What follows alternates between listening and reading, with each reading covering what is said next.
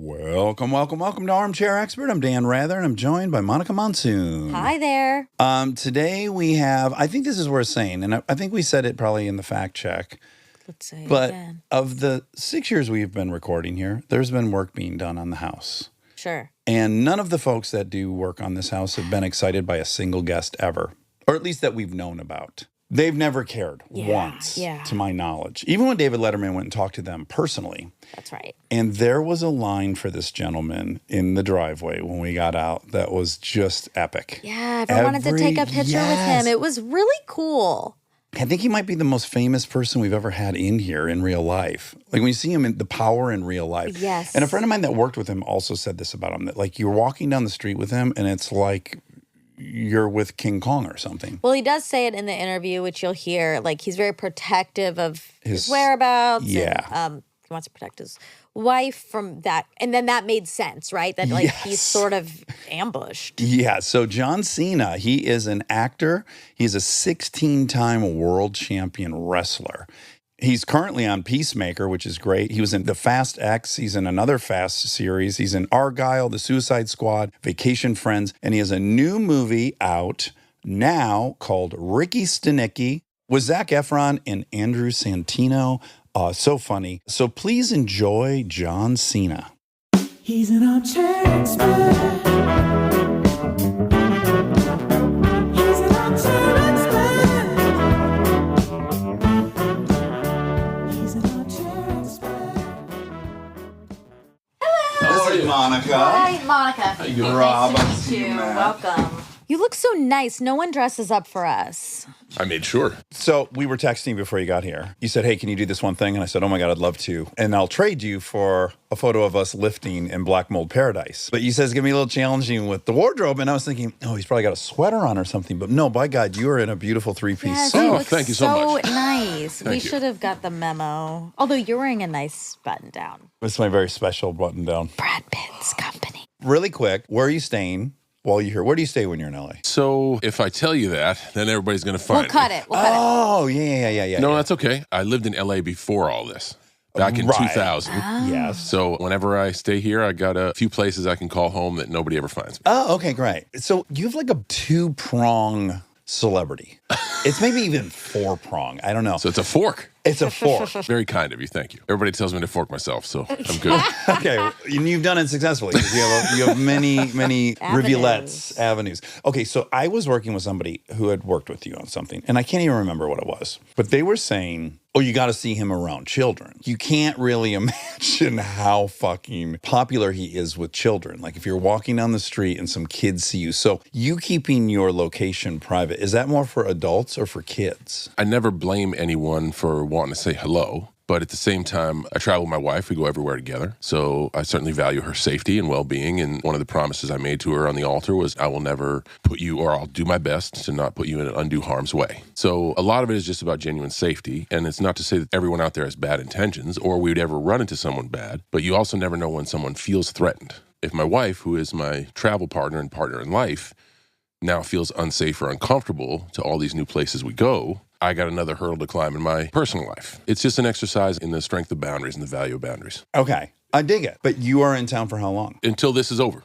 Oh, really? You will jet This out is of here. the last stop on a press tour for Ricky Stanicky. Okay, well, I really like that. Because yeah, we like endings. knowing that the end is near is helpful. Seeing that finish line, man. Yeah, you can really sprint towards it. Yeah. It is a good feeling. So thank you for ending my day. I have high hopes coming in, and man, you already hit it out of the park with the coffee, so we're good. Okay, great. And as I told you, embarrassingly, I had just gone to get lunch in my 454 SS, and I was going to pull it like where it goes, kind of hidden by the AMG. I was like, I think I'll leave it in the driveway. Oh, you want to show In hopes that off? John will see it and get excited. This is beautiful out here. Thank you. Man. The address is for. Oh, God. Oh, my God. I'm teasing. Oh, my God. No, this is a petrolhead paradise out here. Oh, I'm so glad you noticed. Yeah, because I have gathered, I think we all know about each other, right? Dudes in our business who are also into cars. I think word travels fast. And I don't know if that's because we're crazy and there's only a few of us, or I think it's the way the car culture figures itself out. In my perspective, people appreciate cars and they're willing and open to share it. It's often a topic of common conversation, like sports. It's one of the few things dudes can get in a parking lot and chat about. I think that spreads fast when someone is a car person.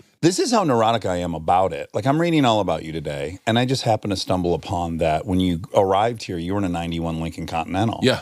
And I was like, great, there's a story about him living it. I'm not even interested. I love those 91 Continentals. Big enough to sleep in. Yes. And comfortable. Even for a big boy. Did you do that? Yeah, but it was my choice. I wanted to. I had a roof over my head in Massachusetts. My dad was like, it's not working out for you. Come on home. I'm like, no, I'm going to rub two sticks together and see if I can make fire out here. So it wasn't like I got thrown out. I just had no money, and I had to make a choice whether go home or stay here. And I chose to stay here, and that was my bed for a little while. Do you ever have fantasies about hunting that car down? Not that one. So that one was a joint purchase where my dad gave me a little bit and I got a little bit. I got my first car at age 14. It was a 84 Cadillac Coupe de Ville. Oh, beautiful. Smoked the tranny by 15, so that was already gone. I had a 69 Nova after that, a 66 Chevelle after that, rocked a mid-90s Cavalier for a little bit. Sure. S10 pickup. It was always trading and bartering, and every car had been a joint venture of my dad would match my in. We're talking $750, so it wasn't major. He did the same with the Continental. Really quick. Really interesting choice. For a man with modest means who needs some dependability and get across the country, you've definitely put style above function. Well, it's a comfortable car. So I knew I was is. going to spend a lot of time in it. You see a lot of those cars, they're town cars, they're chauffeur cars, so you know they can go high miles, and that was kind of what I had into it. And I had all the options that I wanted. Everything in there's power, everything in there's comfy leather. I want one so bad. The next car I bought was an 89 Jeep Wrangler. And I bought it from Seaside Motors 2 over in Santa Monica, and I bought it with my own money, and I still have that car today. I've changed the configuration of the garage many times. That has never left my side, and it never will. That's my Lincoln Continental, my 67. Yeah. I had it when I moved here. I sold a really dependable Honda Civic to get it. It was a dumb choice. A great choice. Well, there was a moment in my life where there was a billboard on Sunset promoting Hit and Run, and it was my Lincoln, who's been my eternal girlfriend since I moved to LA. And I was like, God damn, this is good. That was probably my happiest little moment seeing a billboard that the Lincoln was on it. It's funny. You're like, man, have you ever thought to chase it down? I'm lucky enough to know, hey, don't sell the first one you ever bought. There's cars I've turned over to new owners that you get a little bit of seller's remorse. Yeah, like giving a dog away. Yes. I've wanted to chase down a few, but fortunately, I've not had to chase down the first one I ever bought. Okay, this area you lived in Massachusetts, it's only like a town of 4,500 or something? Now it is. When I was growing up there, it was whispering at 1,000 people. If you land in Boston, you look at Massachusetts on a map, and you drive as far north and as far east, you follow the water as you can until you are stepping in New Hampshire. That's where we're at. Okay, so beautiful and bucolic and rolling hills and green. The port city next to it, called Newburyport, is a famous shipping town from before the birth of America. And they've done a great job of preserving the town, obviously. So it's all brick and all pre-American Revolution. There are homes back there from the 1600s. Your next neighbor's acres away. The high school houses 3 towns because one town's not enough students. Yes. It was an interesting place to grow up. My parents had 5 of us. We were just left to our imagination. 5 boys, too. Yes. Oh. You're the second oldest? Yes. Okay. In my town, not too dissimilar. We were at 5,000. I thought 10, but Monica found out it was really 5,000. It's much smaller. Yes. It's right when it transitions from kind of suburbs out of Detroit into straight up farmland. And so in that town, very blue collar town, when there was a family of 5 boys, they got progressively crazier and crazier, where the baby, the 5th boy, was very dangerous. Was this the pattern in your house? No, I think we were all equally insane. And yeah, my parents, I don't know why they kept trying. They were going for a girl. They were. They were. And I think at 5, they were just like, that's it. Yeah. Yeah. When are you going to listen to the man upstairs? No, we were bad kids, for sure. Were you? Yeah, and it didn't unravel as it went down. I was pretty bad and led the charge. We just realized that they'd only catch one of us. And how much older is your older brother? My older brother is going to be 50 this year. I'll be 47. And then it's 46, 44, and 41. Oh, your parents. Yeah. Let's be honest, your mom. Yeah. Oh, yeah. Let's call I it was like trying it to is. be nice. Absolutely, but yeah. 100%. Now, your dad, this is a fun factoid. He was actually an announcer for wrestling at some point. That's what he'll tell you. There's no record of that. Okay, great. I will say my dad is a showman. He started the drama club at community college in Beverly, Massachusetts that he attended. He wrote for the school paper, directed plays. That's where he met my mom. He was directing a production of Streetcar Named Desire. He's always been a showman, and he's always wanted to show off his skills. titles. My dad hasn't lost that. Good for him. Yes. So what was he doing to clothe and feed these 5 mongrel children? He was a real estate appraiser by trade, and I got to tip my cap to the old man, a damn good one. He taught seminars throughout the United States on his trade, and he really found a home in valuing property. And then what did mom do? Stay-at-home mom. My family had their first child in the early 70s, so it was a typical family construct. My mom is college educated. She was in the banking business. She did a little bit of international philanthropy. Her and my dad settled down, and that was kind of it for her. Right.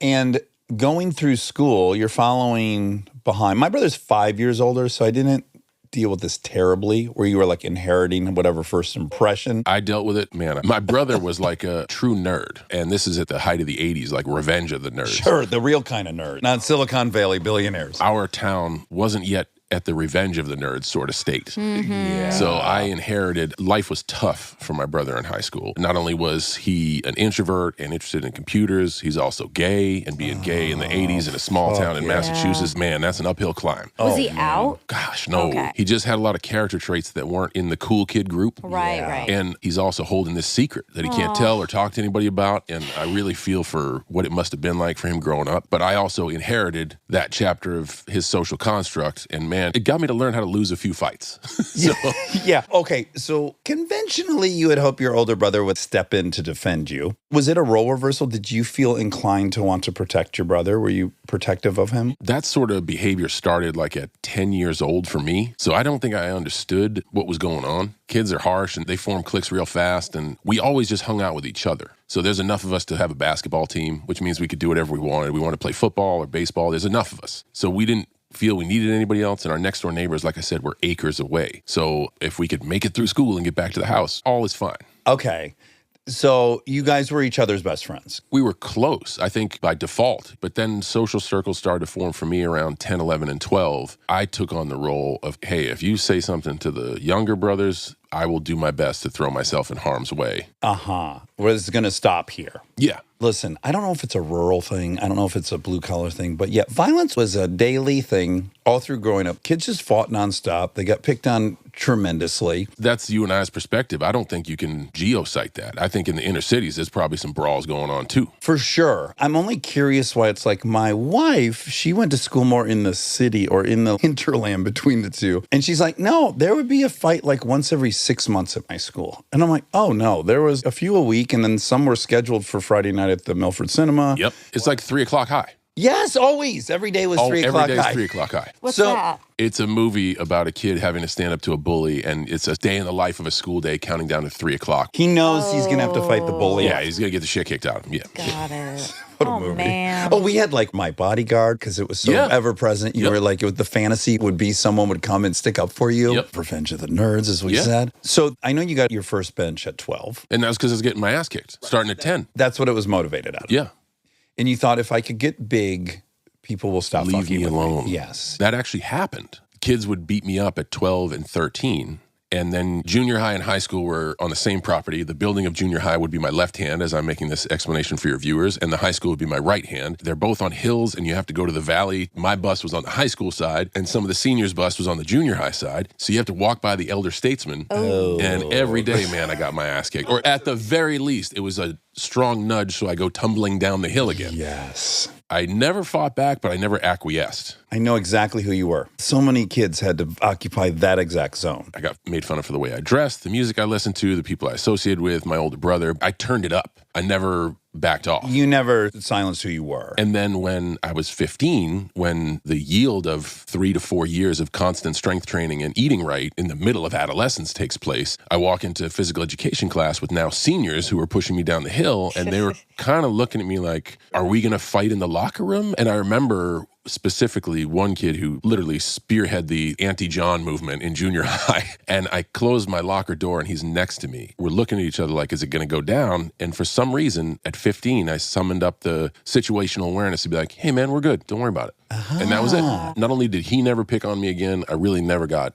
effed with again in high school. So it worked for you. It took a whole lot of perseverance and a whole lot of failure and losing fights. But yeah, eventually they stopped. Eventually, they got another target, I guess. How are you educating yourself on what to eat and what to do? The Weider weight bench that I got came with a display of how to use all the attachments. And before I could get any sort of information like a Muscle and Fitness or Flex or an Ironman magazine, it started with that. And then once you get the Muscle and Fitness, there are adverts for, hey, this is Mega Mass 2000 or Heavyweight Gainer 900. Or all the products. In the 90s, this is Metrics and this is Myoplex and Mesotech. Creatine's just coming out. Yeah, I started when nothing was available, but then shortly after that, everything became available, and strength and science, especially applicable to sport. I remember quitting baseball at 15 because my varsity coach said, don't work out because it's going to ruin your swing. And I handed him my uniform that day. It was like, I'm going to go back to working out. Yeah, it was very obvious to you what you wanted to do. Yeah. Were you also playing football in high school? There was no youth football in West Newbury. The first time I put on a pair of pads was 15 years old. So we tried to discover how to play the game. I mean, we played pickup football, but tackle football, full contact is a different sport. But yeah, I started at age 15, and that's when I really knew I've been working out for self-defense, but this is applicable in sport. Because all the coaches are like, man, we can do something with you because you're strong. I was head and shoulders above the rest of my classmates because I was the only one that took care of myself.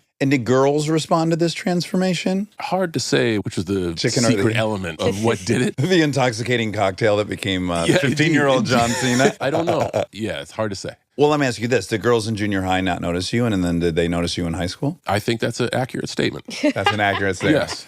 Okay, where does Schwarzenegger fit into this? Because for me, again, I'm 2 years older than you. I saw Conan the Barbarian at a drive-in when it came out. And I was like, what on earth is this? I hadn't seen a Mr. Universe competition or anything. I just couldn't believe a real human was him. I became so fascinated with muscles in that moment. Who was your kind of gateway? I remember seeing Commando on VHS, There we go. and that's true Arnold being Arnold. Yes, seminal film. Yes, and all that stuff is whimsical, but then you learn, oh man, he was a bodybuilder before. I think it's when I jumped into like the periodicals to be like, oh, this is how you get that. Right. Who was the king? Coleman, or has it already gone to Jake Cutler? No, honestly, when I started, man, it must have been like Sean Ray. You're talking 1986, maybe Flex Wheeler, pre-Dorian Yates. It was still the 80s wave of bodybuilding. But you weren't specifically aiming yet to be a bodybuilder, right? No. It was just a very functional choice. Don't get your ass kicked. And is there a way to do it without violence? Sports happened out of that, and that was an opportunity that was like, yeah, let's pursue this. This will be all right. And then you go to Springfield College, and there you play football. Yep. And you're a center, and you're the captain of the team. Eventually, after 4 years of trying there, yeah, my peers voted me as somebody to go out and call the coin toss. And now was this, it's a very important role, as we just saw in the Super Bowl recently. Did this built-in community of dudes, I feel like that would have been very cathartic if you were feeling a bit alienated in junior high. And I imagine the captain's one of the popular players on the team. Social acceptance is a really interesting thing. I would like to think that we all want love in our life. And I think acceptance is a gateway drug to that of like, hey, man, you're cool. All right, there's a connection there. So, of course, I was searching for something like that and found it in sport and wasn't ostracized for who I was or how I behaved. Before going to Springfield, I lived at high school for 2 years. I went to Cushing Academy as a boarding student. That was just 400 of us as 15, 16, and 17-year-olds living there with each other. Yeah, were you chewing tobacco? Everybody else was. Everyone else, you weren't doing that. Everybody else. I picked up leaf tobacco for a brief period of time in WWE. You were a good boy, yeah? I think I had great respect for the opportunities I've been given. Was I a good kid at home? No, because I rebelled against authority and wanted to do things my own way. Was I a good student? No. I was a good student when I was told there was opportunity and reward for being a good student. I was a DF student when I applied to Cushing Academy and like a non-varsity athlete. They promptly rejected me, and the dean of admissions, Wayne Sanborn, I'll remember it like it was yesterday, he said, if you get your grades up to A's and B's, and you can varsity in 2 sports, we will reconsider you to go through the application process. In 1 year, I turned the ship around, varsity lettered in 2 sports, A, B student. I came back, I had to do the whole process. And then they said, we'll accept you. And we also realize your family is broke. We're going to give you an opportunity. So this is a school coming out of pocket for me. So now somebody has bet on me. Just like my first football coach bet on me. I'd jump in front of a train for that guy. Because he was like, hey, man, I know everybody else is kicking your ass, but I see potential in you. I'm going to bet on you. So I think I've always had great respect for those who are willing to bet on me. Well, also the way I've heard you speak about your father in interviews, you seem to have a very sweet respect for him and appreciation for him. Work in progress? Okay, great. Because I locked horns with my dad all the time. Oh, me too, man. Yeah, I can't stand authority. It's really rough for me. I guess I'm okay with the construct of authority as long as it has a decent why. And a lot of the parental why is because I said so. Yeah. And that shit don't mess with me. I believe everything in life should have a good explanation.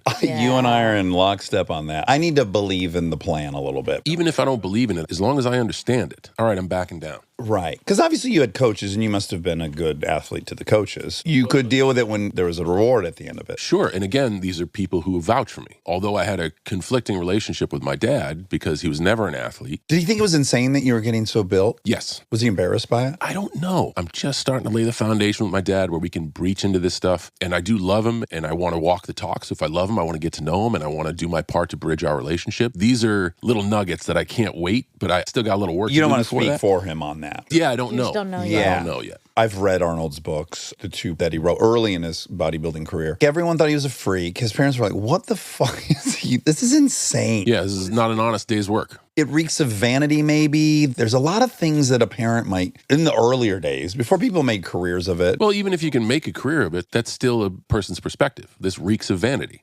Yeah. For you, I think it reeked of safety. Yes, but then, of course, when you start getting big as a young man and you're physically bigger and stronger than all your peers around you, you're still figuring out life. You don't have the wisdom to understand what's going on. So it can put you in funny situations. That's empowering. Can be. Thank God I was always put in a bigger swimming pool. Every time I think I got it figured out, I get dropped in a pool where kids are getting drafted into the NHL and going to Division I programs. After that, I get dropped into Springfield College as a 19-year-old where the 22, 23, 24-year-olds are far stronger just because of the amount of time under tension. And then I get dropped into Venice, California, which is like, man, I think I've done good with this natural body. Oh, I quit. And I'm done. So, Yeah, it can be a blessing to always be sort of at the bottom and climbing. or just to never be the biggest fish in the pond. I was always grateful to have the timing in my life to have strong male mentors and not to be the biggest fish. Yeah, because when you're the biggest fish in the pond, you kind of inclined to stay in the pond. It's good living. Yes, it is. It can be a little bit of a trap. To stay in that comfort zone. What I'm trying to lay cable for is you've navigated a lot of super alpha worlds. And so I'm really curious how you've navigated it. And it would start in high school and it would then be very present on a football team. It's a very alpha world. You're really big. When you were greeted with intense alphaness, what was your response to it generally? Oddly enough, in reflecting on past experiences and trying to live in the present, when you recreate history, it's never really true. It's just your version of it. Yeah, it's your But I story. think I've always had a good idea of knowing the room, and I've always been able to ask myself, where's the win? So it's okay that you're not the leader of the Lord of the Flies. Where's the win in that? I don't need that. I just want to be able to do the thing I want to do. My goal was never to be the number one thing. I was an offensive lineman, so that position by and large, you never get talked about. Every day, you do all the boring practice. You call the coin flip in your case. The very last year, that was my nugget. Hey, man, you've been playing with us for 4 years. Why don't you go out and talk to the referee before the game? But you're never talked about in the paper. No one ever discusses you. I mean, I played at a Division III school, so it's not like I was searching for glory. I just wanted to go out and play. Right. But you also had a chip on your shoulder about never being subjugated again, right? Not living in fear of any other men. The one thing I did is I never fought back, but I also never stepped back. So I don't think I was ever in fear. I still went to the bus every day. I never went to the principal. I never asked for security or any of that stuff. I was never afraid of it because I had been getting the shit kicked out of me for 10 years. Little did they know, I had 4 brothers. I've been losing fights for a decade. It's all right. Yeah. You'd already experienced the worst of it. It was survivable. Yeah. But yeah, you don't have a chip on your shoulder about bullies? No, because of golden moments, like as a 15-year-old in that locker room where the bully is looking at me afraid, going, are we good? And I'm like, yeah, man, we're good. And then seeing him melt away, just realizing how difficult it is to figure out. I'm not perfect. I've been on both ends of that. Those are really choices outside of my value system that I feel bad about. I can understand both sides and I can understand the motivation of both sides. I want to put my arm around a bully and be like, hey man, what are you doing? What's really going on in your life? You want to talk to somebody about it? It sucks that happens, and social behavior, especially on young people, is tough, but I never was like, fuck them. We're going to get those guys. Right. Well, as you navigate life as a boy, you do start putting 2 and 2 together. Generally, the bullies have the shittiest fucking house life. Like in elementary, I was a bully. I hate it. I was. But I was big. I felt powerless at home. And when I got to school and we were on the playground, it's time to wrestle, I'm like, oh, fuck, I am not powerless. This feels very good. And as my life got better, I was less like that. Yeah. You get out of Springfield and how soon moved to LA? The day. I need to get out of West Newbury, man. Right. Okay. And you have no fantasies of playing football professionally. Nope. Being famous, playing football, none of that. I have a degree in kinesiology. A lot of students at our time would spend their spring breaks in Cancun or Daytona Beach. I went to Los Angeles to try to see if I could land an internship.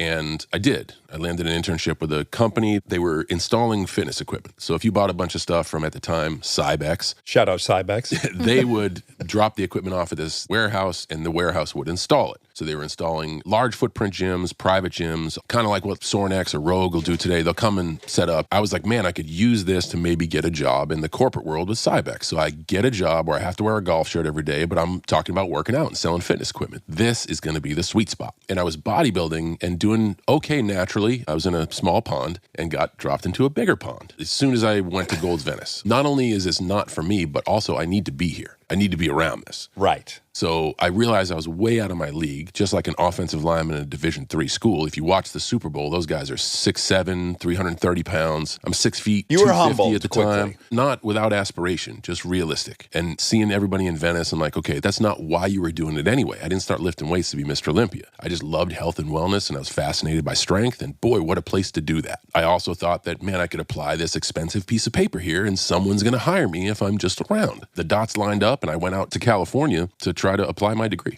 Right. And so pretty quickly that doesn't bear any fruit. No, And so how do we get into wrestling? by accident. So the job sucked. I was literally just a warehouse servant who folded moving blankets and disassembled old equipment all day and never left the warehouse. I never made it to the install team. I never talked to any corporate reps. And boy, did I have a lot of hours and not a lot of pay. I was like, man, I got to hold on to this job to pay some bills, but I'm going to quit on this date. And then I got a security job in Hermosa Beach. I would be the big guy at the door, making sure no fights broke out. Sparrows? Sharky's, right next to Zeppi's Pizza. The pizza place fed me for free, which was great. And then I got a job at Gold's. I was working at the nutrition store. I'd kind of do odd jobs around there. That's why I slept in my car, because I could shower at Gold's. You got the whole locker room. You can get a locker or two. Nobody says anything. Yeah. I'm like, man, I got to find direction in my life. Took the CHP exam, failed. So I'm like, well, that's out. And I was about to join the Marines. Oh my gosh. But every day I'd be in Gold's, and every day talking to the guys in Gold's. And one of my friends, Mark Bell, and his brother Chris, they were like, hey, we're training to be wrestlers over in Orange County. Would you do that? And it was the weekend I was going to join the Marine Corps. Oh my God. Oh my Lord. A happy accident. Once again, opportunity, being like, you guys, there's a school to do this? And as soon as I saw a ring, I was like, okay, this is going to be the thing that keeps me here. I now don't care what job I have, because I'll deal with the Monday through Friday suck, because I can be a character on the weekend. I never went out there being like, I'm going to make it big in the WWE. It was like, I'm going to wrestle at the flea market on Friday night. And then again on Saturday, we're going up to Northern California, and this is going to be fun. And I can pick out my outfits. And I was working at the gym, so the suck really wasn't that bad. So I'm working in an environment where I got friends, I have enough to eat, I got a roof over my head, I got a car, and I got fun for the weekends. Great, I'm just going to ride this out as long as it can go. Of the different categories that make a good wrestler, obviously there's a physicality to it. There is a coordination element, I'd imagine. There is some level of game plan, like a quarterback. And then there's the improv and the character in the on the mic stuff. Which of all those categories came easiest to you, and which were you having to really apply yourself to be good at? So I still don't have a good grasp on knowing my own capabilities, like always knowing my line and just towing it and trying to push it. Not saying like, oh, I'm going to the top rope to do a backflip, Right. where I have lordosis, so it's uncomfortable to go ass over tea kettle. What's lordosis? It's opposite of scoliosis. Over the years, it's gotten better, but 20s, I was like, big booty out all the time. Oh, it's yeah, a it's like sticking your curve. butt out. Okay. Yeah. So, John, it's so exciting. I just got the full body scan, and I discovered I have pretty severe scoliosis. I didn't know. Hopefully you can correct that. No, I think the ship sailed. I'm 49. I don't know, man. It's never too late.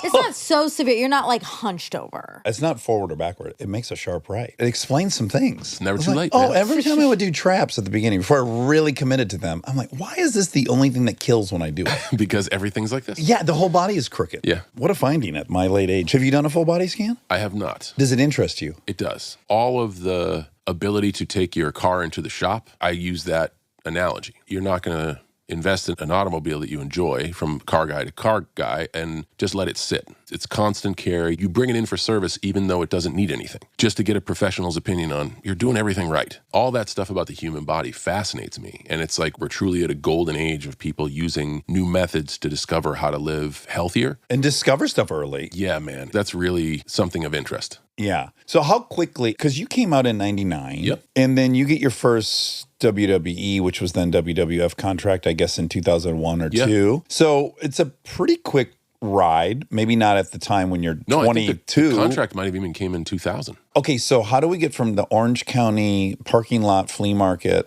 bonanza into that world? The WWE was actively recruiting for the first time, and that was that wave. Again, right place, right time. Can I pause you? You don't seem to have the same affinity for Schwarzenegger that I do. I can accept that.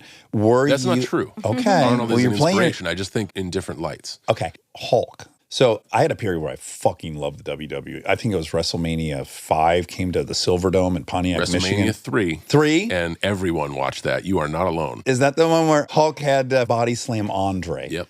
Oh my God, what a time to get into that thing. Wrestling was in the zeitgeist. Us being that age, very impressionable, and what a superhero story that was. I think the pinnacle of it for me is like, I already know Rocky. I love Rocky. Rocky's the toughest guy in the world. And then all of a sudden, Hulk Hogan's in Rocky. Yep. And I'm like, oh my God, look how big the Hulk is. It was so exciting. So was the Hulk a guy for you? As a young man growing up, of course. But then when you get into the profession and you want to make a name for yourself, you tend to look at different professionals different ways. I started liking other people's work just for what they had to offer. And what were the things that tended to impress you? Again, the physicality or the showmanship? I really always had a good grasp on working out. I didn't gravitate toward guys who were big. I watched guys who moved well, who spoke well, how they carried themselves, how they define their character. Do I like this guy? Do I hate this guy? Why? It wasn't like, man, I want legs like that dude, or I want to be able to do that move. You want the whole persona. Yeah, just trying to make discoveries on what works. Stay tuned for more Armchair Expert, if you dare.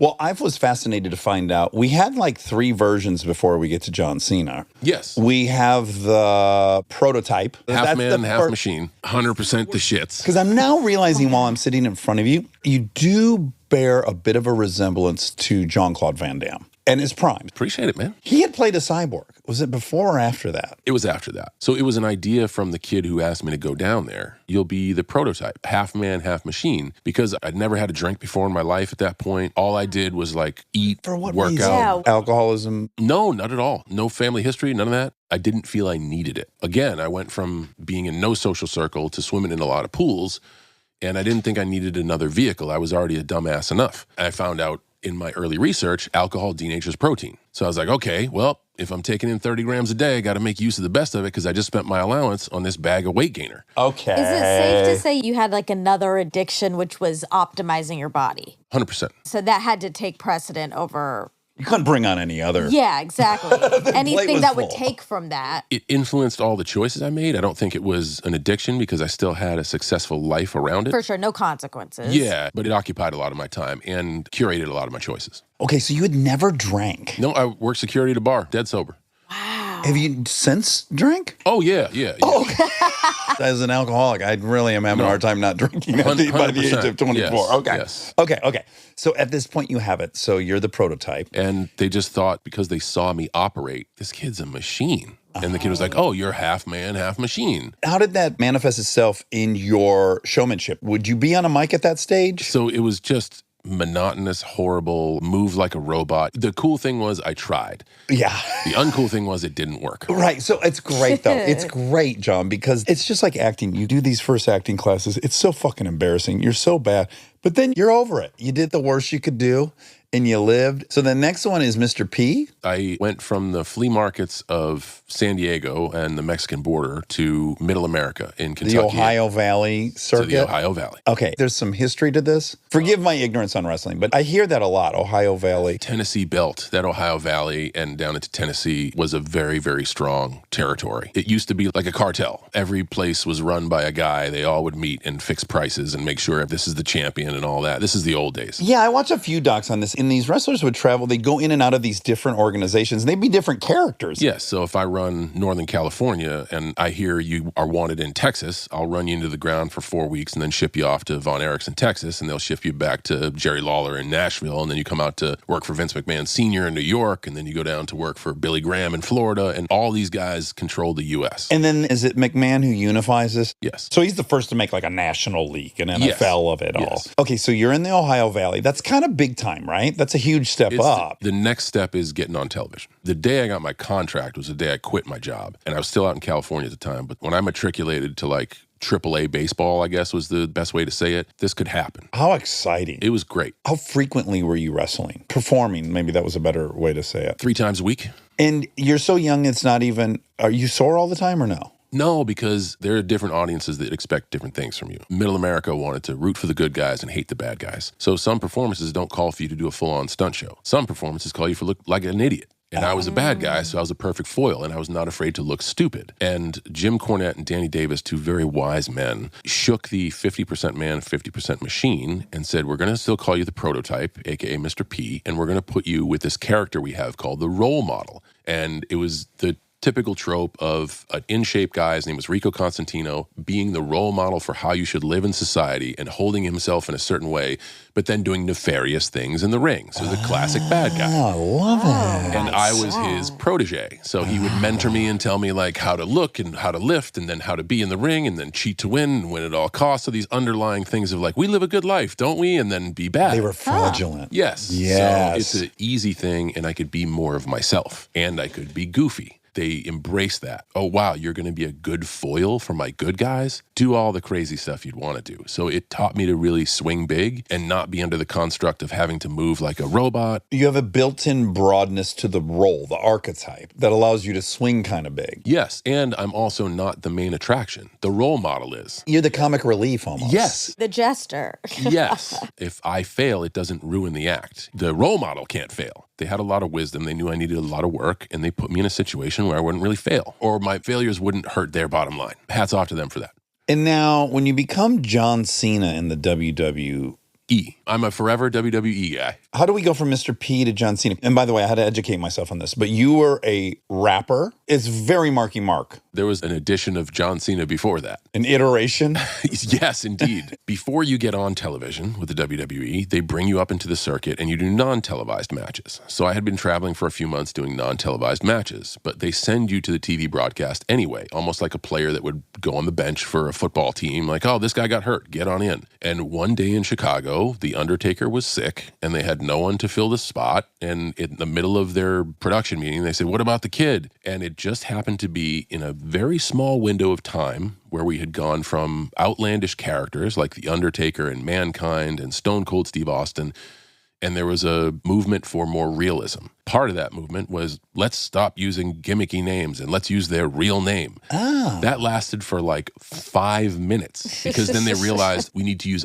a real name. So Seth Rollins is Colby Lopez. But this is a great gift to you, don't you think, in Oh retrospect? my goodness. The time it's thrown in my lap because now we're talking as John Cena, and that's really who I am. Right. We don't have to go like, well, fuck, I want to call him The Rock, but it's Dwayne. We know it's Dude, Dwayne. in 2002, I know what the prototype is. I'm a young 20-something-year-old man. I don't know who the fuck John Cena is. Of course not. Right. So they tell me, like, you're John Cena haven't even now, gotten drunk yet. and you're a good guy. Exactly.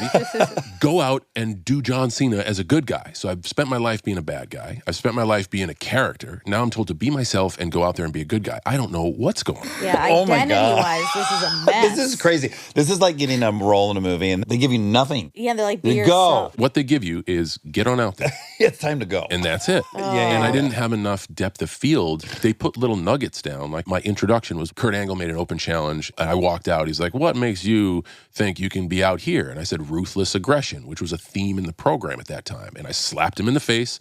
And here we go. That was the only moment that I was either ruthless or aggressive.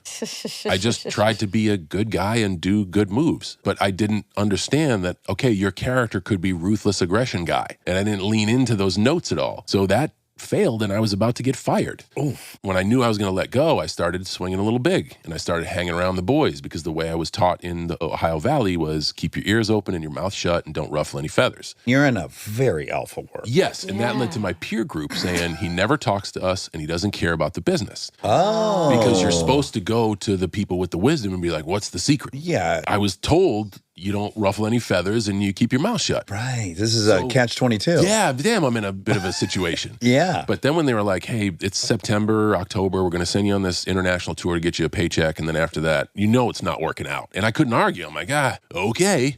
But they started freestyling on the back of the bus and I just jumped in the circle. And that was your first time? That was my first time ever showing character or showmanship. And I hadn't been given that opportunity on WWE, but I understand why, because I'd never earned it. The head of creative, Vince's daughter, Stephanie, happened to be in the front of the bus. And heard you rapping with the guys. She was like, back hey, there. how did you remember all that? I'm like, no, you just make it up. And she's like, would you want to do that on television? Sure would, because I know who the Marky Mark guy is. I know who the rap guy is. Was he an image in your mind at that point? Oh, my God. Because when you walk out with the chains, I watched a clip of you walking out with a huge fucking bicycle chain around your thing. And I'm like, oh, it's Marky Mark plus 65 pounds. So I grew up on the North Shore of Massachusetts, and there's a beach there called Hampton Beach in New Hampshire. And there's a strip. You cruise there. I used to see these kids thinking that they were street hard. Yeah. But like, Thugs. we're from West Newbury. That doesn't exist. I know you're trying to express yourself and find out who you are. So I just burned that image in my head of, man, I would love to just punch that kid in the face. Sure. So because I wanted to punch him in the face, I'm like, if I can do that, people will want to punch me in the face. Right.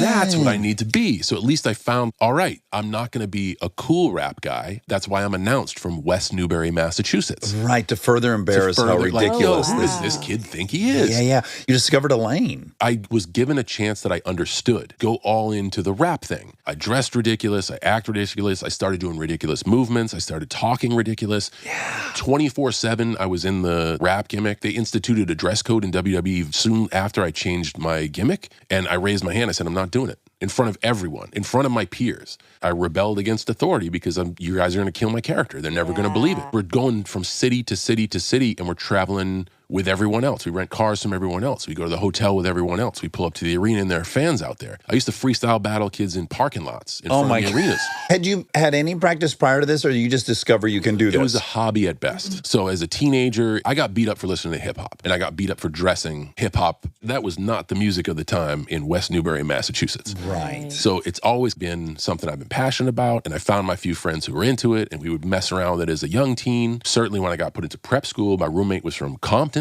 We immediately bonded, and then we got the hip-hop click together, and during study hall, instead of studying, one of my friends had a turntable and a mic, and we record our freestyles. Did you like Ghetto Boys? The Texas scene was all right. I was definitely more of a New York boom bap, and then when the West Coast thing hit with Dre and Snoop Dogg, it was a rap. You never looked back. Never looked back. Okay, so now you're rapping, and now you're on TV, and you're pulling it off, and it's crazy, and you've got the fucking backwards hat. You've got the whole thing. Whatever you can imagine, the ridiculous turn up to 11, that's a phrase you hear a lot in the WWE. This is who I am, just turned up to 11. Right. Mine, the knob broke. The Spinal Tap 11, we were gone. You went to 14. Yeah. Okay, so how long before that character evolves into the second iteration, really, of John, which was like a principled guy, loyalty? So I think that was 2006 or 7, and that was a personal choice because every night I have legitimate feedback on our consumers. Meaning by how they respond vocally. Not that. The rap guy was fun. Everybody was having fun because it ended up being like a punchline insult comic. I would go out and do 5 rhymes,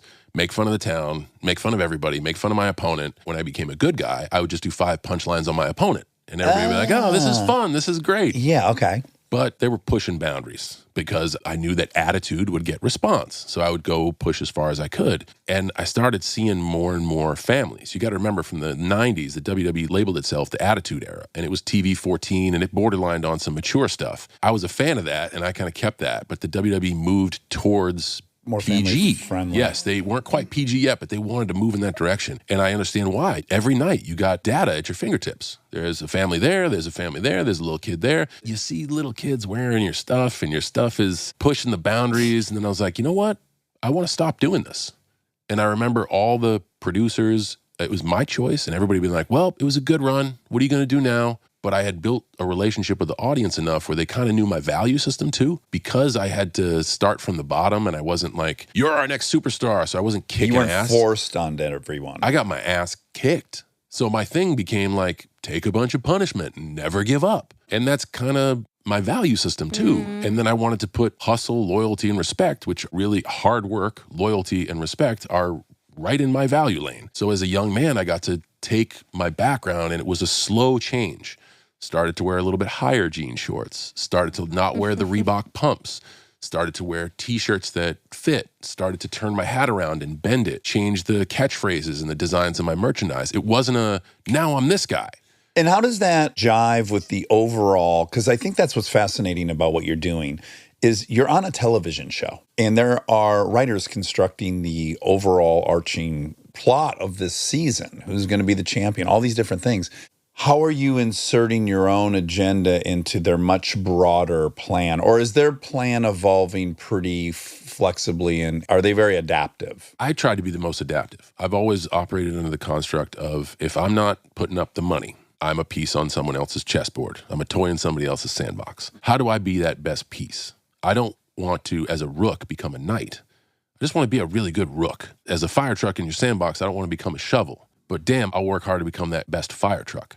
So your opponents and your trajectory changes all the time. When it does, you just have to react of like, what would the rap guy do? You just have to make the moment true for whatever the story they give you is. Like, what would Superman do? And that's the North Star that I would use after the evolution of this character of like, put me with anybody. I can win. I can lose. I can have any opponent. I can be in any match. What would a virtuous dude who lives by the ethos of loyalty, hard work, and respect, who puts on his shirts, never give up, how does he give a post-game interview after the biggest loss of his life? How does he celebrate achievement? Is he humble? Like, all of those things, you can get put in any situation, and the fans continue to believe because you're authentically self. And that was very different than what would the shit-talking rap guy do. I had a Sharpie in my shoes and signed the lens of the camera because I saw Terrell Owens do it. Right. That wasn't something that I would do when I evolved. Okay, so it seems when I'm watching these clips, there's so much improv in this show. I have to imagine, you know, plot points when you're in the ring, right? You know it's got to escalate to someone challenging someone, but is the rest of it pretty much just all off the dome? So it depends. The way I was taught, the way they used to work in the cartel era was you listen to the audience. And somewhere along the line, because of stunt and fight choreography and probably supply and demand, our audience wanted to see bigger and better. A lot of folks will choreograph everything, and it makes for a beautiful exposition. I can remember everything. I'm probably not good at choreographing everything, but if someone's like, hey, this is the 4 pages of match that I have, let's do that. Okay, this is the partner I'm with tonight. Time to study to pass the bar. It's like learning a play in football. Or it's like learning a play in theater. Yeah, that sounds more Like, hey, here's my script. Blocking. Yes, but I operate under the construct of improv, where if you and I are both trained and we both make it to the major leagues, I know you can do 12 things. We don't even have to talk. I know you have these fundamentals. You'll be there and your timing will be there. And then we talk and be like, well, what else do you do? And you can tell me the special things that you do. And a lot of people try to put it in their play of like, I do this. No. What are the movements that you do? Thank you. We'll figure it out there. So I go out there with a time limit and an end. Are there visual markers to check in with where you're at time-wise? Everyone is helping everyone. So the referees you can talk to, and then every arena has a clock. Because it's a Right. hockey arena. So every True. arena still has a high digital clock in the 3s somewhere, so you can see by that. And they'll let you know if you're taking up too much TV time. You know what I didn't anticipate about all this, that now that you're explaining it, excites me to no end? There is no better feeling than when you're in a scene with somebody and it gets wild and you guys both know what you can do and it goes there and you crush. Like, I bet the pleasure of it being so simpatico, the ballet working, the improv playing off of each other, I bet it has to be like a great, great scene in a movie. Did it feel like a very shared, wonderful, like, oh, two humans have connected their minds and we acted in unison? That's a very special experience. So imagine that now, and I don't even want to say in front of a crowd, because the crowd is a mind that you connect with as well. They're the superstars. They run the show. They give you instant gratification of if the bits work or if it doesn't. But there's apathetic silence, and then there's interesting silence.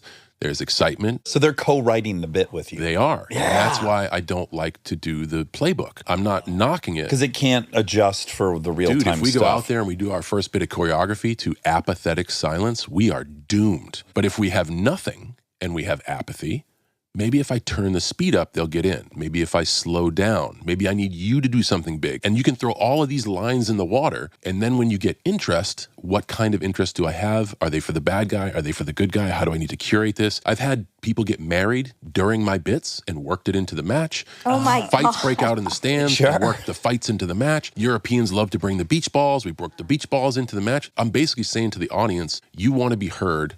I hear you. And I'm making it all make sense. And it's seamless.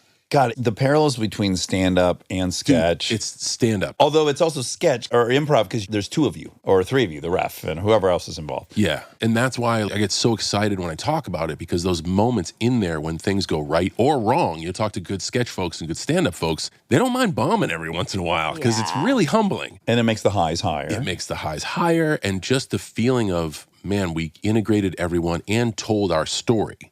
So they'll say, you have 15 minutes. This is the end of the story arc where it looks like you're never going to save the day. And then at some point, triumphantly, you somehow do it. Go figure out how that happens. And you just get to go out there and make it up. Oh, it's so great. I think I had stuck in my head, Monica, I don't know what presupposed opinions you brought into it. I guess I thought, well, it's really hard on your body. It is. It's a beatdown. You travel nonstop. You do. You're a carny. You're probably dying to get out and become The Rock. It would be the same as having a crowd at a stand-up show. Letting that go. It's very enjoyable. Yeah. So when you get approached then in 2006 or 7 to do the Marine.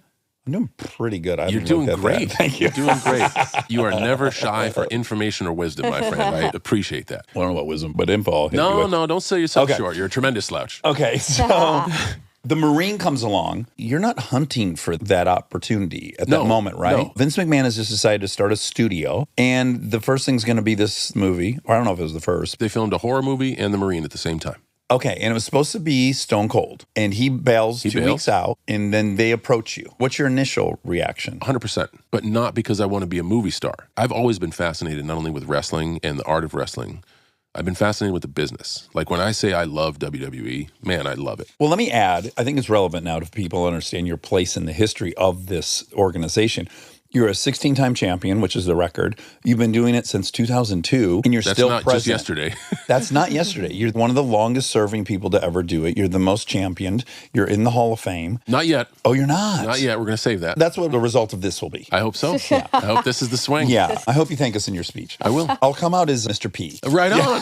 But you're one of the best that's ever done it. There's no reason for you to desire anything else. If anything, you just want to make that even bigger and better. That was the bill of goods I was sold. Hey, we're trying this thing. If we make you guys movie stars, more people will come to see you wrestle. So forget these arenas. We're going to run stadiums. Whoa, 100,000 people a night? And all I got to do is go to Australia for 4 or 5 months and come back to the U.S. in between to film TVs? No problem. Let's do it. Right. It's going to be this circular, self-perpetuating Yes. loop. Those are the wrong reasons to get into being vulnerable in front of camera. Because I didn't go over there with the construct of like giving my whole self to a scene. And I always wanted to be in the ring. Yeah. So I'm suffering in Australia for these long 12, 15-hour days. You go from like, hey, you're on at 7:30 and you're done by 8:05. Also, what I already heard from how it works, the mechanics of it, you go from having great autonomy over what you do to none. You stand here, you look over there. No, look to the other side of the camera. Say these lines. You didn't say that word right. There's no feedback. Again, authority as well. Library quiet. I'm in my mid-20s. I'm riding this lightning bolt. That's something I've always wanted to do. And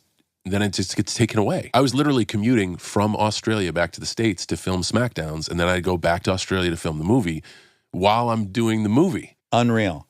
Was there any part of the first experience that did pique your interest? None. So then it comes out and it does well for what it was. Yes, but you could see that it only did well because of whomever. Because you're jacked like a motherfucker. No, the WWE had a great fan base. It was a low-budget action movie. It was a time where media was different. You still had to kind of go to the theater. It was like right at the time it was supposed to It was happen. a throwback B movie. I think you're grading on a curve there, but I appreciate. I know what you're saying. I know what you're saying. Yeah. I just did a bunch of those under the construct of if one of these hits, we'll be okay. But I never wanted to go do that stuff. I always just wanted to be back in the ring. Okay, so then what switched? Another big turning point is train wreck. So I'm curious how we get to like, yes, I'm going to do this thing because ultimately it'll bolster the thing I actually love. When do you start going, wait, I want to do this? One of the last bad movies I did, I was like, man, I never want to do this again. And then I remember at WrestleMania in Houston, Texas, where a producer wanted to meet myself and my agent, now manager, and they got us into a room and they pitched us a movie called Maniac Cop 5. And you're talking B, this was down into the below F range. Sure. And we heard their pitch out, left the room, and I looked at him.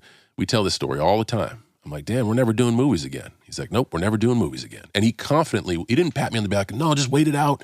No, we're never doing movies again. That's okay. We're going to find other avenues. So this is 2009, 10. I've been on the road 300 days a year. Can I ask an inappropriate financial question? Sure. What level are people getting paid in this realm? In my realm or now? Your realm back in that day. Were you taking a pay cut to go do movies? For me, yes. An easier way for me to do is to do comps, which is like you guys are athletes that are seen in sold out arenas. Yeah.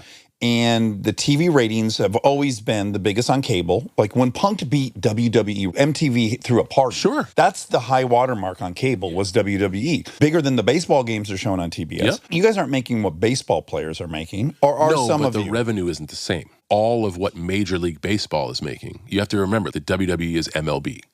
So take all the teams, all of what they make, that's what you got. And there's also competition in Major League Baseball. Oakland wants to be better than the Dodgers, and Boston wants to be better than New York. So they're more willing to take risks and more willing to spend money. WWE is kind of the only place. They have a monopoly. No, because a monopoly is a situation where competition isn't allowed to exist. They put out a great product, but we've had ECW, Ted Turner's WCW, currently AEW. I mean, if you play for the Angels and they don't want to pay you your market value, you go to the Tigers. There's Yes. an option. You could go to EC, whatever you just said. That's not really a comp. It depends. And market value is what someone will pay for. But in a world where there's not 70 teams to bid on you, So that's the thing. But there Yes. also isn't the revenue of 70 teams. When you have 70 teams that are geosite, New York fans are diehard, so are Boston fans, multi-generational. It's a different model. so they're not generating even close. We're doing good, but it ain't Major League Baseball. Okay. And you can't look at a single data point like ratings and say, like, that's it. We're doing good. But we ain't the NFL, we ain't Major League Baseball, we ain't the NBA. But guys are making $1 million a year and above. So what I loved about when I came up was it was incentive-based. You would get a certain guarantee, which was very healthy, but there wasn't a year I'd made my guarantee. You profit shared in the attendance, profit shared in the merchandise sales, anything related to your IP.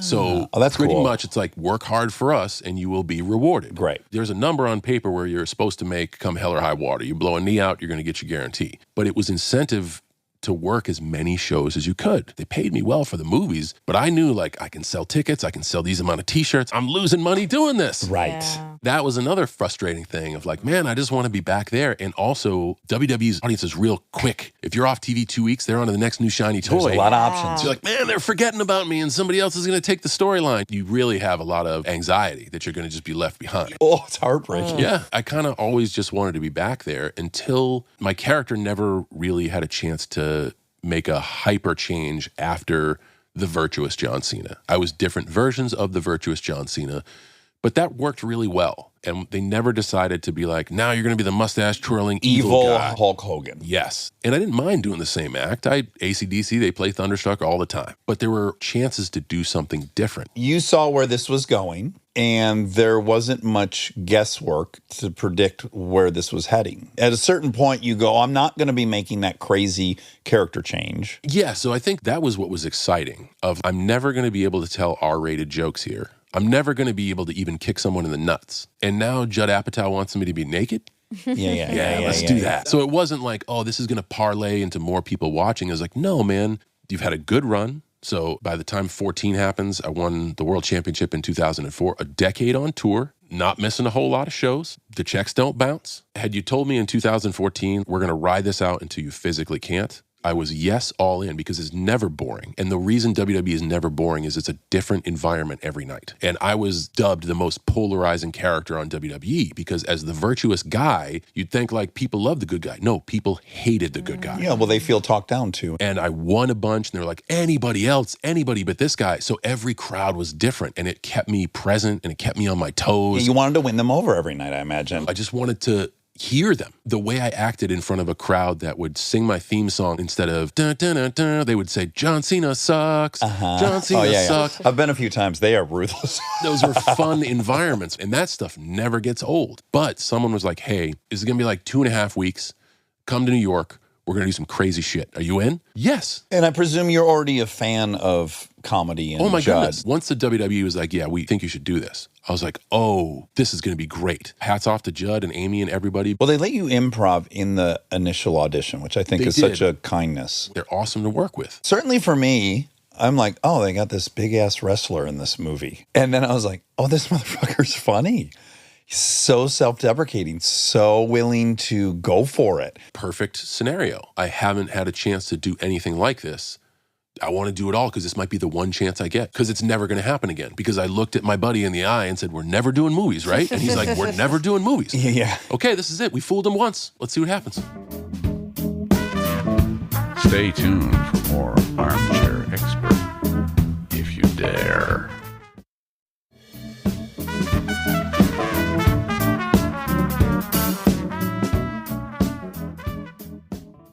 Okay, so was there any anxiety for you about having a pretty young fan base in an era where it had transferred to PG, kind of juggling the tension of being very R-rated in movies and then very PG on TV? I'm grateful for the way it is now that people are like, oh, that is you, but it is you doing your thing and you're allowed to kind of live life outside of that. But this was also after 10 years of me being on television. The wrestling fans want you to be who you are. They want you to show up and do a pose down and hit somebody with a chair. I'd even argue they fucking hate actors. They offer you to come promote a movie at these events, and every time I watch, the actors go up, they get so shit on, and I've been asked to do it a bunch of times, and I'm like, I'm not going to fly somewhere to get shit on Yes, like that. Our audiences, they love their people. I think it's great. I just don't want to be on the business end of it. Doesn't sound very fun. They'll let you know how they feel. Yeah, they don't like Hollywood. It's pretty simple. Let's look at that, right? Because I don't want to say that no wrestling fan watches I movies. love how protective you are of all these things. It's Well, no. you have a lot of integrity. People pay money to go into arena to see wrestling. And in that show where I paid whatever for this ticket and I want to cheer and boo and I have my sign and I want to show that, you're going to give me a 5-minute commercial on a movie I should see? Yeah. And then Dax Shepard rocks out. As What's this Mr. asshole P, doing and here? his interpretation of that is just a man who urinates constantly. Yeah. So I don't think that they don't like movies, they don't like Hollywood. I just think they don't want their thing interrupted that they paid for. Yeah, that's fair. Because a lot of our audience goes to the movies, and a lot of our audience is very supportive of my efforts, so I wouldn't be where I'm at without them. Okay, so then you do Blockers in 2018. Yep. I just pray you love Ike as much as we do. Ike, if you're listening, I know you are. It's been too long since we've had a sit down with each other. I love that man. He is fantastic. Sharp, witty, but also a great human being. So 2018, you do Blockers and you do Bumblebee. That's your first franchise you drop into, right? Yep. This is the Transformer world. Are you adjusting at all now, the sites? At this point, does The Rock's journey look attractive? At this point, I have great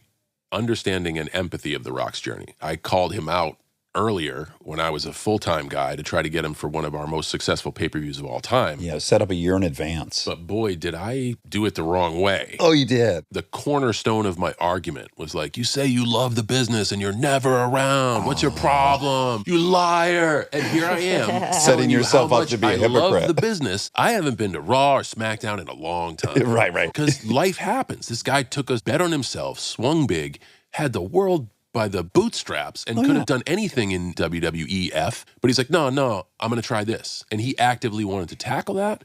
I more kind of, the phone kept ringing. Hey, do you want to tell another story as a weird character? Sure do. I thought this would be the last time you'd call. Well, you must be at a point now where it's like, yeah, my post-wrestling life will be acting. Still doing WWE. Oh, I know. But I'm saying at the point where you've already alluded to in previous interviews and in this one, your body's not going to permit you Not at all. at some point. I am 700 days away from losing my fastball. Right. It's really close. The business has been good to me. I just want to do right and be good to the business. I don't want to hang around for longer than I should just because my ego says I need to be involved. It's time. And the movies are more and more appealing. Well, it's a place to be creative. I get to surround myself with wonderful people. It's led me here to sit with you. And the phone keeps ringing. So I can sit here across from you and say, I'm going to do movies. And then the phone stops ringing. I got to pivot. Yeah. You're going to open a wrestling academy. I don't put forth the money to do the movies. So as long as the phone keeps ringing, I'm in. Right. So you end up in like 3 franchises in rapid order. Fast and Furious, F9's your first one. Then you did Fast X or Fast 10. Fast 10 your seatbelts. Again, I'm going to bring back my question about the alpha energy. Because to drop into a franchise that they've been doing for 20 years, it has its leader. There's an interesting dynamic, which is the guests are bigger than the alpha lead guy. That's a perspective. Well, anatomically, when The Rock shows up, Vin all of a sudden looks like an average man. Dwayne's a big boy. He's a very big boy. He is a big boy. Yeah. And he's big in all the ways. Yes. At least rumored that was a rough pairing. There's certainly rumors about that. I can't deny that. You have 2 very alpha-driven people. You get 2, there can only be 1. That's right. It's called alpha for a reason. Yep. So did you enter this scene being mindful of that, or you already have a playbook for that? Man, you got to remember, I got dropped into a locker room where generational vets. What'd your dad do? Wrestled. What'd your granddad do? Wrestled. I've been in that environment. Know the room and just kind of adapt to what's going on. I'm being invited into someone's home, into someone's family. And regardless of how they look physically in comparison to another human being, this is one IP that has had 9 installments, and it's an action movie. That's rarefied air. Oh, it's never happened. At the very least, there has to be respect for that. And I think when you look at it through that perspective, You don't have any problem giving it up. and I also know I'm a guest. I'm not trying to get the sandbox. That's not my thing. I'm grateful for what you've given me. I just want to be the best fire truck I can. Right. Okay. Now, Suicide Squad, you joined the movie, and now you're playing Peacemaker. Yep. And you told a great story about how you settle on what Peacemaker is. You had a bunch of different versions of it. Yes. So I met with James. He's meticulous about who he works with because he wants everything to function well, and work should be fun. One of the many things I love about him. We met, we hit it off. He offered me the part. I immediately said yes. And then I was like, hey, do you want me to read the comics? He's like, no, we're doing it my way. That's already a fractured backstory. Anyways, It's been written by many different people with many different takes. So then I was like, okay, who is this guy? And the best I could do is this America, Lee Ermey, Full Metal Jacket type disciplinarian who has this set of skills and feels as he's been wrongfully accused, like Lee Ermey is really kind of an asshole in Full Metal Jacket. So I came up with that of like, this is Peacemaker. The very first scene we all do is on the beach where Peacemaker is going back and forth with Idris's character. And James, because they built a beach, is on the other end of the beach sending in notes. And finally, there's a long pause. And I'm like, oh, what's going on? James comes out. He's like, okay, Peacemaker's like a douchey Captain America. And right there, it was like, do you want to be the rap guy? Yep, I know what the rap guy is.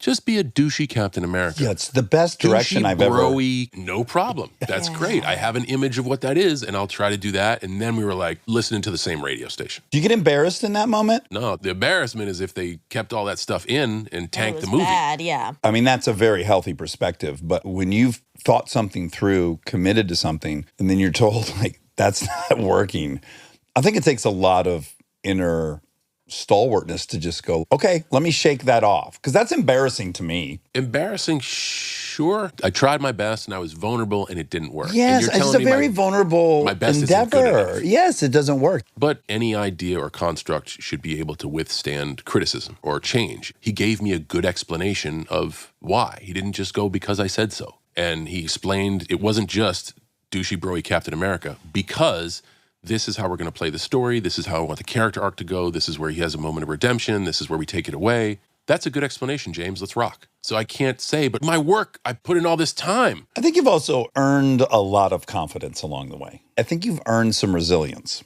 From failure. You get embarrassed. And again, I had And you live. tens of thousands of people tell me I suck night in and night out for a decade. Yeah. Me messing up in front of you guys and taking a big swing in front of 40 people. You're right. It does have a moment of like, that bombed. It wasn't crushing in any way. If anything, he took the time to come out and help me, which he could have been like, okay, we got it. I'm just going to edit Peacemaker out.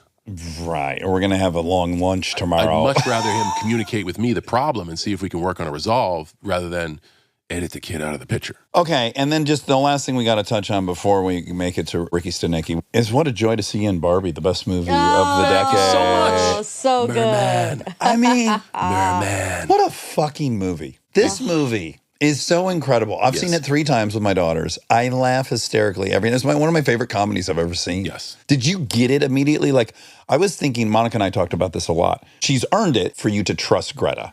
But still, there's many scenes where I'm watching Ryan Gosling, like he is on a plastic set singing his heart out. This is a humongous swing, and it fucking worked perfectly. But the moment where you're joining into this bizarro heightened world, is it an adjustment? I wasn't originally cast. I ran into Margot by accident at a restaurant, and she came over to give me a hug. She's like, oh, it's great to see you. What restaurant? I want to run into her. Man, we were at Core by Claire Smith in London. Oh. We were shooting fast. Oh, that's supposed to be great. Man, Michelin star, There's a lot of wrestling and cars, and now there's a restaurant. she's done quite well for herself over there. Great experience. Fast was shooting across the street. Barbie and Fast were shooting on the same lot at the same time. Oh, wow. I heard about Barbie. I'm like, how do I get in? I'll dye my hair. I'll do whatever. It's a wrap. They start shooting. I'm like, all right, whatever. Run into Margot by accident. She comes over, gives me a hug. She's like, you should have done Barbie. I'm like, I tried. You guys wouldn't have me. She literally looks to the people she's having dinner with, which are the people making the choices. She's like, put the kid in the picture. The next day I get a call. Hey, we have half a day's work for you as a merman. Yes. Oh, that's Do you want? And everyone in my life who was responsible for decisions was like, I don't know, I think you're above this. I thank you for the perspective. We're doing it. Yeah, good And job. It was awesome. I kind of knew the construct of the movie. And then when you walked and looked at the sets and the vibe on set, pink everything, all the golf carts transporting people were pink. What? Oh. Everyone was in on the gag from day one. And everyone was enthusiastic. You could tell at least you would get everyone's heart and soul. That puts you in a good position. Oh, it's so good. It's so goddamn great. good. If I were you, I'd just be so delighted. Oh, what a great opportunity. Yeah, when I was younger, I would have been like, half day. I would have gotten hung up on what your team was saying. Put me at 52 on the depth chart. Don't even put me on the depth chart. I'll take it. Uncredited. Yes. Okay, Ricky Stanicky. So this is a Peter Farrelly movie, which we haven't seen a Peter Farrelly movie in a while. I haven't seen a Peter Farrelly comedy in a while. Okay, that's a good distinction. He won an Oscar for Green Book. He's doing pretty good. That's a great point. But in a straight-up comedy, raunchy comedy, It's been a while. how do you come to be involved in that? So I think Pete's been trying to make this movie for 15 years. And again, I wasn't first on the depth chart. 15 years. He's had a lot of people in mind to make the movie. Well, can I just immediately give you a compliment? Your role in this isn't to be a huge guy. No. In fact, hope you would take this casting as a huge compliment, which is, if anything, it might get in the way. We actually had to address it in the dialogue in the movie in 2 throwaway sentences. I know it by heart. So if you're a drunk, why are you so ripped? Roids. Ton of them. I was addicted to those too. Yeah. So it's great that we just address it and then it's gone. So you're not wondering. Why is this guy so fucking big? And he's a lounge singer and he's this. I'm applauding you because you have this role almost in spite of your massive physicality. Thank you. And then there's great fucking people in this movie. Yes. Zach's in it. Andrew Santino, who's so funny. It's just so funny. Jermaine Fowler, also so funny. Jeff Ross, William H. Macy. I hate to ever say this, but you steal this movie like crazy. You are the star of this movie. You're so pleasant. Every time you arrive, it's like, oh, great. Yes, the yummy thing is now on the scene. Man, I got to get better at taking compliments. Thank you. Yes. But also, the way the yummy thing gets yummy is everyone else playing their role to the best of their ability. Quickly, you are a drunk piece of shit in Atlantic City who's got a cover band. You do many impersonations. One-man show. Everything's about masturbation. Yep, jizz jams. Yes. And so they discovered early in their life that they could blame things on this. Imaginary friend. Yes, Ricky Stanicky. And now the bills come due. Their wives are starting to get, and their partners are starting to get aware that something stinks, and they need Ricky Stanicky. And they just met this fucking weirdo in Atlantic City, and it occurs to them, like, let's bring this guy in. But then the cutest thing and what gives this movie legs is that you take it so seriously. We're not expecting that. You show up with the shakes because you've quit drinking for this. You've learned impossible amounts of details about the backstory, enough so that you can confront the suspicions. It's kind of Chauncey Gardner. All of a sudden, everyone kind of starts falling in love with this guy. This is where it's great, but it's a problem. It's a big problem for the boys. For you, it's fantastic. You land a job making $250,000 a year out of it. And a movie ensues, and I certainly don't want to give it all away. There's a lot of stories going on. The stories of the friends attaching themselves to this lie to remain friends and continue their love for each other, even though life happens. A lot of friend circles split up when you get older because life happens. They've kept themselves together and go on these amazing adventures because they have an out, Ricky Stanicky. And then major life things happen that you really need some more proof of why you missed this. And they get backed into a corner to having to produce this imaginary friend. Yeah. And in the thing of keeping their lie alive, which is really toxic for the guys, I get the opportunity of a lifetime. So it's weird. There's a lot of stuff going on at the same time. The movie is a fun ride because even the guys with the lie, you want to root for him to be redeemable. And of course, you want to root for this down and out guy who's so passionate about jizz jams when he gets his opportunity. Yes. And he starts crushing it like, oh man, this guy's a pretty good guy. But John, you see the obvious parallels here. Enlighten me. You're a wrestler. You're a 16-time champion. And you enter this world and lo and behold, you're hysterical and wonderful. And this character has no business coming in and tackling this mission. And then lo and behold, he's charming and likable and delightful. That is super nice to say. I mean, this is a very funny and real life parallel. This one is very close to me in many chapters, and I wouldn't just say transferring from your TV screen to a big screen. Wasn't supposed to play sports, wasn't supposed to go to prep school, wasn't supposed to get accepted to college, wasn't supposed to be anything out in California, wasn't supposed to make it in wrestling, wasn't supposed to last a week. Are we ever doing movies again? Nope, that's out, and here we are. I hate telling the audience how to feel. I want them to watch the movie, be entertained, and take their own thing away. But what I really loved about it is Rock Hard Rod, a.k.a. Ricky Stanicki's perseverance. The dude is passionate, he goes all in, and he just never gives up. He has the 3 tenets of John Cena. Yeah. Yeah, really. Yeah, and doesn't understand that he's a joke. Because he doesn't understand it and he passionately believes in it, to him it's not a joke. He gets a fan base of people that share his passion and believe in him as well. Pretty good parallel. Thanks, man. I appreciate it. Thank you.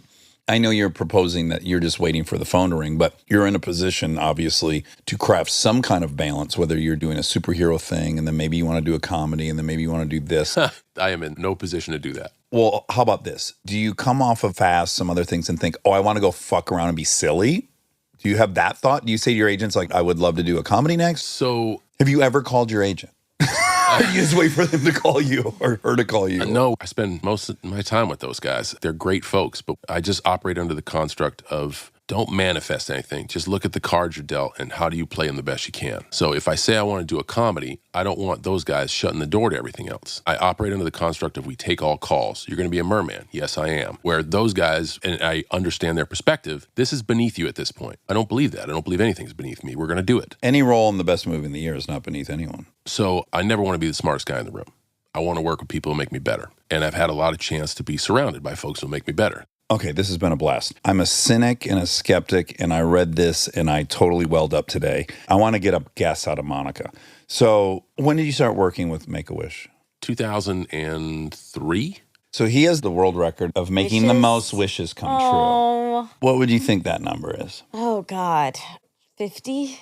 I would have been like, world records, maybe 50. That would be a lot. Over 650. Doesn't that make you want to fucking What? cry? Is that every day you're making a wish come true? Yeah, what is the schedule of him making these wishes come true? Yeah. So it's never about the workload. The thing I find most surprising about that, and the thing I find most humbling about that, is you don't say, I'll just do them all. You have to be chosen. Right. It has to be someone's actual wish. Yeah. Because the charity is, you're up against a tough climb. What do you want to do? They have to say, I'd like to hang out with John Cena, which is the most Yeah. humbling thing I've ever heard. And then for them to say it Absolutely. over and over and over again, I'll do as many of them as you want, but you got to also be chosen. So have you done every one you've been chosen I've for? never turned one down. And what's the craziest lengths you had to go to? The thing is, a lot of the crazy work is done by the charity, and that's why I'm so supportive of the charity. They have admin people that raise funds and get the families to where they need to be, and I'm the finish line. I get to see what their paper pushing and hard work and effort does. I get to see smiles, I get to see hope, I get to see families take a day off. I can ask a child, like, hey, is there anything you want to see in the show tonight? And you can be like, you did this one move back 10 years ago in this match.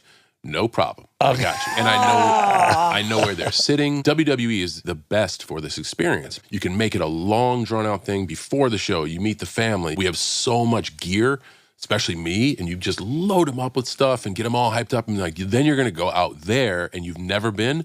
Oh my goodness, it's going to be spectacular. Yeah. And then they go out to this 10,000, 20,000 seat arena that's packed with energy and mayhem. And everything is shiny and new, but they come to see you. So when you're out there, and it's usually later in the show, You completely curate the experience for them. No one else is the wiser. Right. Because they don't know the conversation we've had. WWE is the perfect home to do it. And that's why they've been working with WWE for like 40 years. Right. Wow. 650. That's incredible. Wow. Now I want to ask you some geeky Sure, no weightlifting problem. questions. How many calories do you eat a day? Last year, I was way over budget. I clocked in at around 3,500 a day. I try to keep it at 3,000. But went on a honeymoon for the first time. We found ourselves in some crazy restaurant experiences. Oh, yes. So I keep track of calories, water, sleep, caffeine, and body weight. Okay. Percentage-wise, do you have an exact breakdown of what percentage of protein you're trying to eat? No, because I'm protein focused anyway. Yeah. So if I only limit myself to 3,000 calories, I know I'm getting enough. Right. How much water do you drink? At least 3 liters a day. Wow. Did you watch the Ronnie Coleman doc? Man, I didn't. I've heard I should, and I will. I wish you had so much. Because what I want to talk about, there was such a specific thing that happened in that documentary, which is, the state he's in. He's had like 13 back surgeries. I don't doubt that. He goes hard. He went as hard as anyone ever went. Yeah. And he goes to the gym in the morning at 4 a.m. and he has to walk on walker to get there. And it's clearly excruciating while he's doing it. And I don't think I've ever seen a more glaring example of identity and this notion that for him, getting small is not an option. Yes. It's so baked in now to the identity. Do you ever think about that? Like the identity of being big and what point in your life that will start to... I really try to do a lot of work on self. And later in life, I think maybe starting probably 6 years ago, I had to take a cold look at myself in the mirror and realize that there's a lot of stuff to work on. And if I'm willing to put all this work on my fitness and my physical health, why can't I work on myself spiritually? Why can't I work on myself mentally? One of those first pieces of work was, you are not defined by this one lane of the highway. Yes, you've done well and you're proficient and you have fluency there. That does not define you. And the second was, you're enough, dude. You might not be everyone's cup of tea, but you are a cup of tea. And don't ever feel as if your existence is anything less than enough. You're worthy of love. So those two combined things allowed me to tell you that, like, hey, I have to retire from WWE. But dude, that's what you're known for. It also can say, hey, one day the phone's going to stop ringing. When I don't do these interviews and no one cares anymore, it doesn't mean my life is over. That means my chapter in the book is over.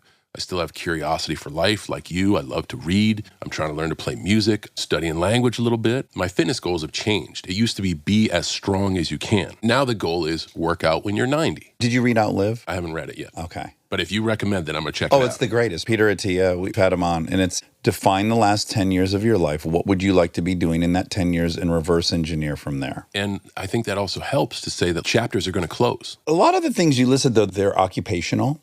That seems a little easier to separate than, again, you put on an armor at 15 and it has worked. And me, I'm 49 and I'm not in danger anymore. But I can't shake being 8. The notion of being small and vulnerable still scares me. Even as someone who's been sober for a long time and done therapy, the physical identity for me is very tricky. For me, not so much, because my goal is to just be healthy. And I've also had to endure the humility of, you are not what you once were. Those are tough roads because I reflect a lot and I romanticize a lot.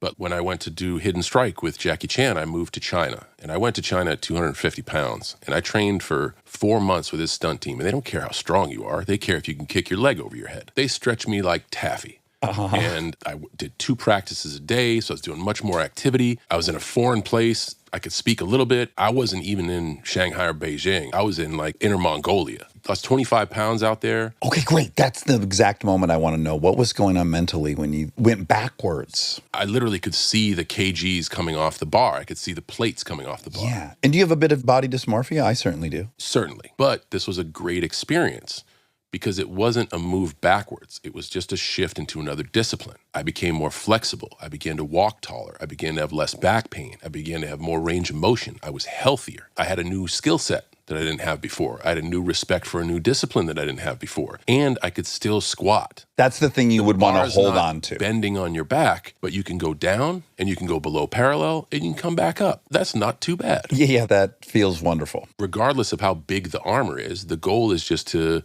walk tall, don't be all crusty like a guy who's fallen down his entire life. Be healthy, keep track of everything. Try to live a life where you can just enjoy life as much as you can. What do you weigh now?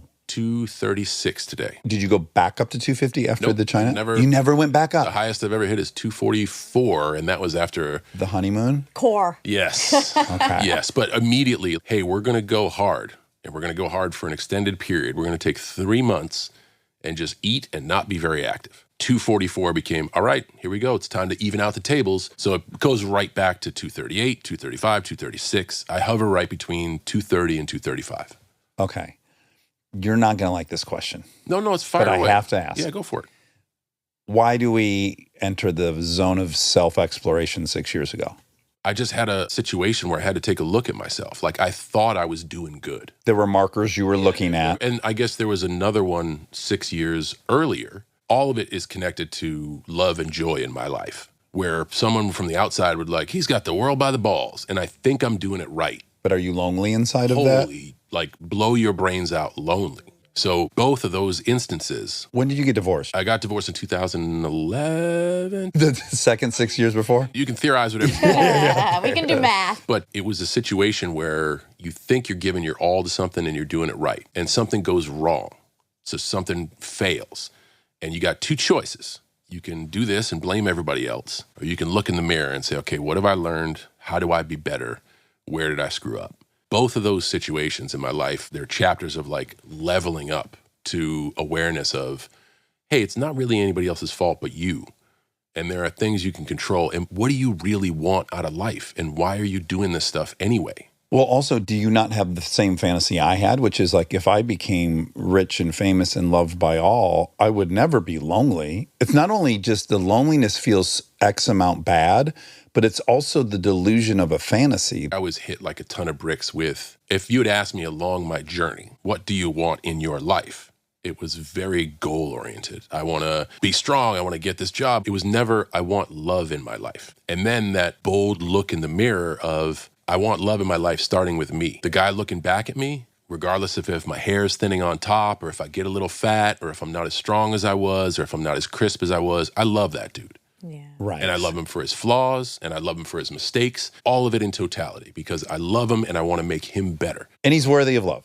Bingo. Like, yo, this is a fuzzy feeling. I would like this with my other connections in life. It's made me connect great with my father, my mom, my brothers, my inner circle. The sum of the 5 people I spend my most time around, I wear it on my values are stapled into my ring of gratitude and love and communication and vulnerability and honesty. Has it opened up your previous declaration to kids at all? No. That's great. I was just curious if that was a part of it. I appreciate the perspective. That's a tough hill to climb. People sometimes don't realize they're parent shaming. Monica's get it. on We me talk all the about time. it a This is lot on here. I'm in a position where it's like, I love this experience so much, so I'm prone to share it. And it does feel often to people who choose not to have the experience like I'm shaming. I just am often sharing the joy it has given me. Man, and I'm then I still get curious. If, so damn curious about life, and there's still so much I want to do. I realize that comes with a huge shift of your life. And like I said, I a lot of hills appreciate I that a wanna lot climb. more than someone who's like, no, I run this Fortune 500 85 hours a week, but I also think I'm going to be a good dad. That's scarier to me. I understand exactly the commitment it takes. I don't understand what it is, but I know that like, hey, you have 24 hours. Now you only have 3 hours, if that. Yeah, Two. barely. Yeah. From 8 p.m. to 10 And p.m. is you're yours. not the only parent who said that. That's the constant theme is it's the greatest thing in your life. And naturally, But it is comes a with the biggest huge investment. change. Yes. It's consistent with everything. in everything life. else. Yes. It's going to be the best thing you ever done, but you're going to wholeheartedly invest in it. It's going to be the hardest. Every one of the hardest ends up being the best. Appreciate the perspective. Thank you. Yeah, John, this has been lovely. We've been texting with each other. Steve Agee will give a shout out. I've known Agee for like 28 John years now. Economos, you son of a bitch. That's who he plays in Peacemaker. He's the sweetest guy. I saw him last Saturday at Seth Green's birthday party. There's nothing funner than spotting that tall motherfucker somewhere and then saddling up next to him and letting him sarcasm all over you. Good dude. Well, this has been an absolute joy. I wish you dressed differently so we could get some squats in. But They always say understand. leave him wanting more. Yeah, that's true. You'll owe me that. All right. Be well. Everybody see Ricky Stanicky on Amazon Prime Video. Check it out. It's great. John is fucking spectacular in it. You steal the show. I know it's an uncomfortable comment for you to take, but I'm going to make it again. It's a plug for the show and a great endorsement, so I'll take it. All right. Be well. Stay tuned for the fact check so you can hear all the facts that were wrong.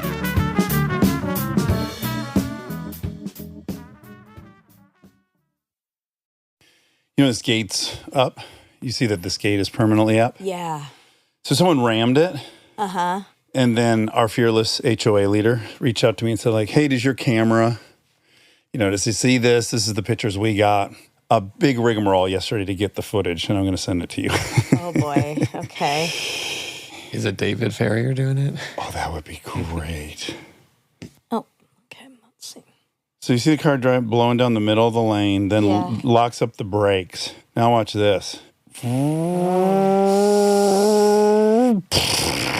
God. For the listener, there's 4 cars moving gently down the road. It's 9 o'clock at night. And then all of a sudden, another car comes blowing up the middle lane, locks up the brakes. My guess is they hit someone and that was a hit and run. Well, because why else are they throwing it in reverse and then punching it backwards and then going into this neighborhood? Then they went back the same way they came. I know. I don't know if they were a little shook from the whole...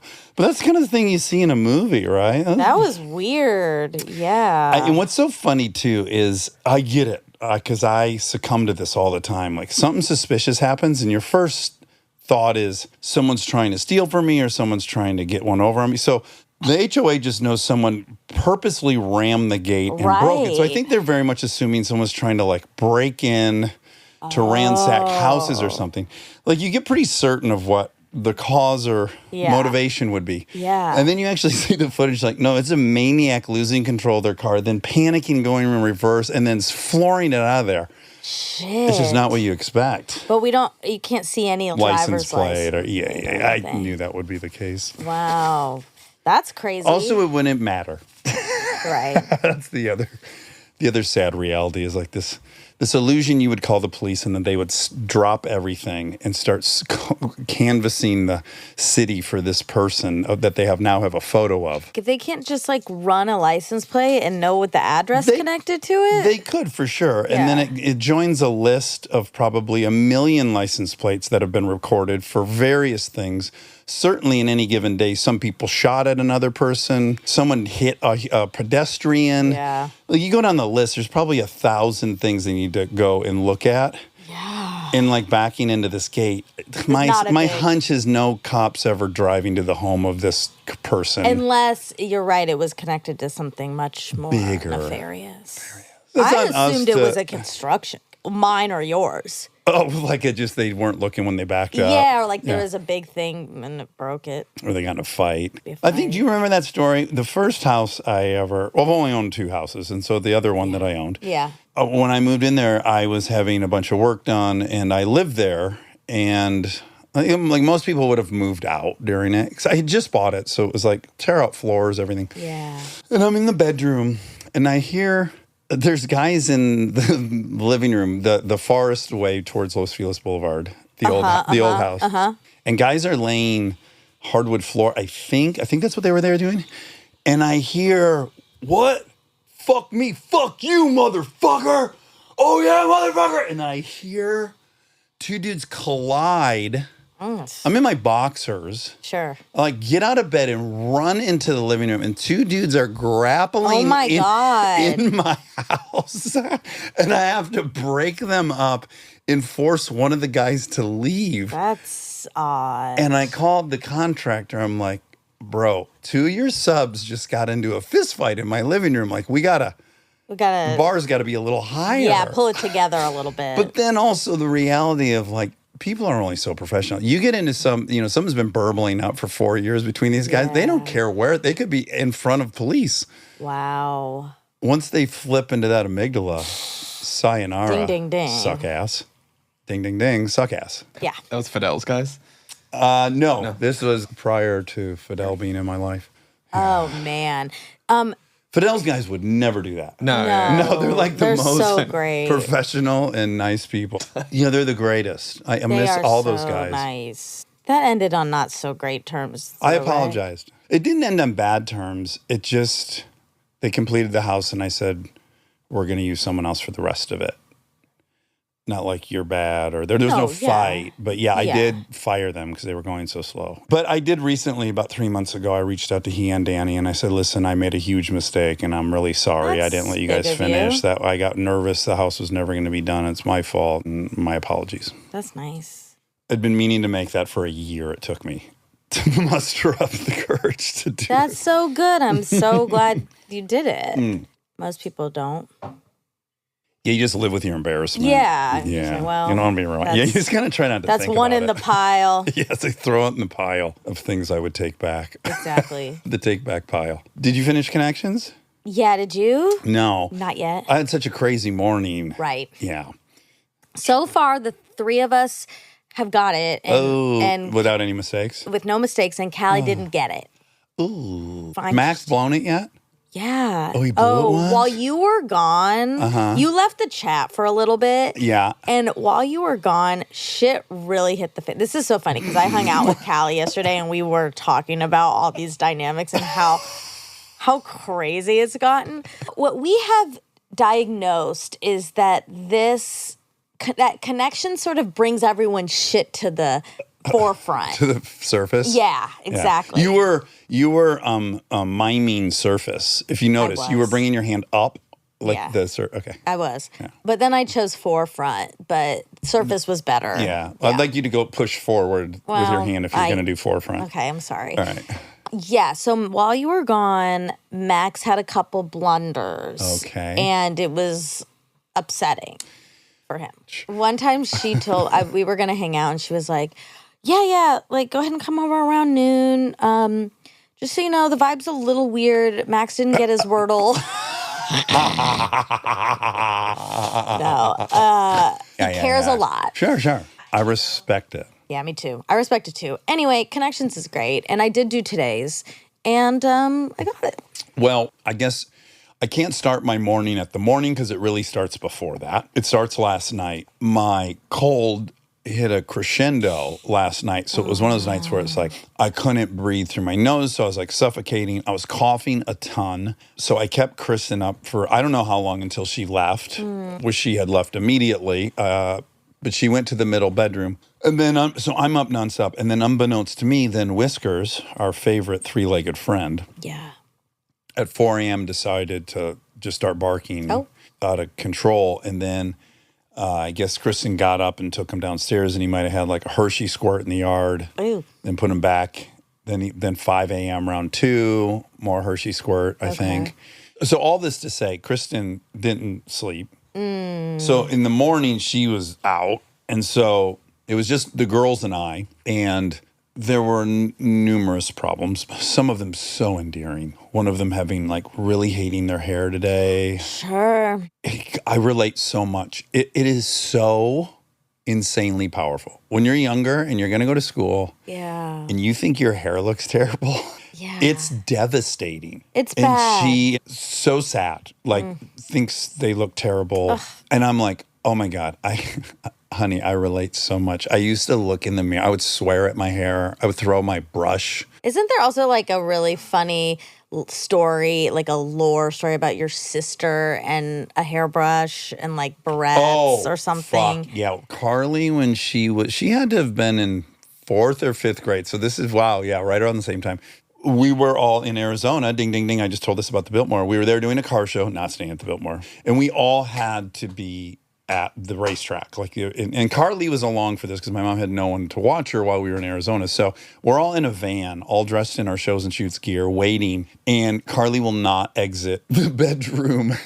And my mom is like honking and yelling. And then then my mom gets out of the car. She walks up the staircase. She peeks her head in the room. And then she says something to Carly. And then she comes out. And then Carly comes out of the door and shuts and she turns around and starts kicking it like a firefighter, trying to knock it down, screaming, and fucking chucks her hairbrush at the door. It bounces off the door over the railing into the parking lot. Yeah. And it was it was the most Meltdown. violent meltdown I'd ever seen. Yeah. I'm like, she didn't break this door or her knee. All over hair. What a temper. It's impressive to see that Hatter temper when it blows. It's volcanic. And I don't think we had seen her deep V for years until then. You know, she was born with a V on her forehead. You know this about her? Oh. And when she was a baby, whenever she got mad, this V in her forehead would light up. Like veins? Fucking bright. They weren't veins. Oh. It's so weird. It was like... It was like a Voldemort scar? a Harry Potter It was like a mix between a hive and what you would think is a vein, but they weren't veins. But it would glow. Oh my God. My mom was, God, I'm telling a story like Chris, where I'm just going back in time. But my mom was once pushing her through a grocery store in Michigan, and this Native American dude came up to her and was looking at Carly and said, "Oh," and he knew what that thing What? was. Yes, and he told her that was a very powerful thing. Oh my God, his- that's cool. Yeah, in, In his his culture. community. Yeah. Wow. So we were like, oh, wow, she got some weird Native American superpower or whatever. Oh my gosh. But anyways, it went away. Okay. And it was kind of it was dormant. And then when she was kicking that door and throwing her brush, that thing was ablaze at like, Scary. probably 10 or 11. So anyways, Anyway, it runs in the fam, all to say. yeah. So I'm trying to I'm comforting her. I kind of get her back on the line. I'm squeezing her and I'm telling her, I said, I used to just hate how I looked and I would have these meltdowns. And I said, but you know what's funny is I see pictures of myself when I was a kid. And you know what? I look the same all the time. I just always look the same. I thought I looked so different day to day, but I really just look the same. And that comes kind of comforting. But again, she's delicate. She's now. on tilt. So they go downstairs to eat breakfast, and I'm like, I gotta get a dump out before I drive him to school. So I'm on the commode, and then I hear all hell break loose. I mean, it's a banger downstairs. Fucking, I hear dishes breaking and screaming and swearing. And then I hear bloody murder screaming. And all of a sudden, Delta runs into the room, and she is covered head to toe in milk. No. Yes, it's all in her hair. It's dripping down her face like Carrie or whatever movie they dropped the pig's blood on her. Oh, my God. Her clothes are completely covered in milk. An entire cereal bowl was smacked up into her face and on her person, and she was drenched. And it is now, we were to have left in 2 minutes to go to school. So I'm like, oh, triage, what's next? And I'm like, okay, baby, I'm so sorry that happened. We got to get, I started by getting a wet towel and damping it. And midway through, I'm like, there's so much milk in the hair. We can't send her to school. It's going to turn into cheese by the end of by lunch. God. So I get her into the shower, get her calmed down, get her into the shower. She peeks her head out the window of the shower. I need to take responsibility for whatever led up to the bowl in the face. She owns that, and I say, oh, okay, I'm very proud of you for owning your side of it, and I'll deal with the rest. So then I go downstairs, and of course, the perpetrator of the crime is despondent because she knows she's in trouble. But there's no time for trouble. Wow. I just put on a happy face. Let's go, love. Let's get you to school. Get in the car. I think she starts realizing, I'm not going to rake her over the coals over this. She had already scrubbed the floor from the milk. And then on the car ride there, I said to her, you've really provided a service to me today. And she goes, well, what's that mean? And I said, well, look, a lot of times when people in AA relapse, let's say they have a couple years and they relapse and they come back to their group to admit it, they enter thinking, everyone's going to be disappointed in me and no one's going to like me anymore or want me to be a part of this group. But what happens is when they tell us what happened, the rest of us have immediate gratitude that it didn't happen to us that day. And we have this great reminder that yeah, man, it can happen even when you've got a couple years or you're doing all this stuff. And it's such a gift that they give us. Yeah. And she's like, okay, yeah. And I said, so for me to see someone as beautiful as you and as flawless as you, look in the mirror and see a monster. It's such a service to me that, yeah, we all deal with that. Even when you're as beautiful as you are, you feel that way. And so we had that lovely moment. So then I drop her off, and then I got to go back to the house and then get Delta back on track and get her back into her clothes. Poor buddy. That makes me sad. That would have, the hair thing, this is just different personalities, right? Well, let's just be clear. The hair thing was Lincoln's issue. I know, that's what I'm saying. Yeah. I That's guess I what I'm already saying. exposed that. Yeah, you did. Yeah, fuck, okay. But the hair thing, I just always thought my hair was bad. Even if it was just always bad, right? Really? Because you have such good hair. And I thought you've been grateful for your hair. I grew into being grateful for it. But it was too thick when you were younger? Yes, it was very thick. I used to get it thinned out. Okay. With those scissors. Yeah, where it cuts every 10th hair, they say. Yeah. I hated it. It was thick black hair. Uh-huh. No. But you know, you just learn to just like hate it, right? And then you come to accept that you hate it. but if that had happened to me in the morning, like someone was angry and then I ended up with milk all over me, I would not have gone to school. I would 100% been like, this day's over. Yeah, We're taking a mulligan. maybe the whole week off. Like, Call me in May. yeah. So it's just funny. And then so on a personal front, as it was all happening, I was starting to go like, fuck, now I'm going to have to take 2 trips and I'm going to have to sign her in, blah, blah. And then, but I was stopping myself and I was like, we're doing this thing. I had a good attitude about it. Good. That's great. Yeah. I wish I could hold on to this attitude, which is like stuff rises up and you just walk through it. It's the like thinking about the fact that you have to do it that's kind of Buddhist. That's the miserable part. But in my mind, it's this thing it wasn't what I planned. Totally. It threw off My expectations. Yeah. So all that to say, I didn't get to play Connections.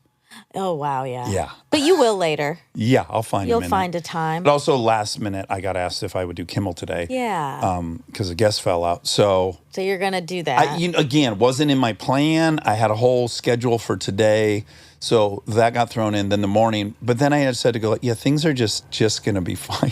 Yeah. You're going to walk through all this stuff. That's nice Yeah. that you said yes.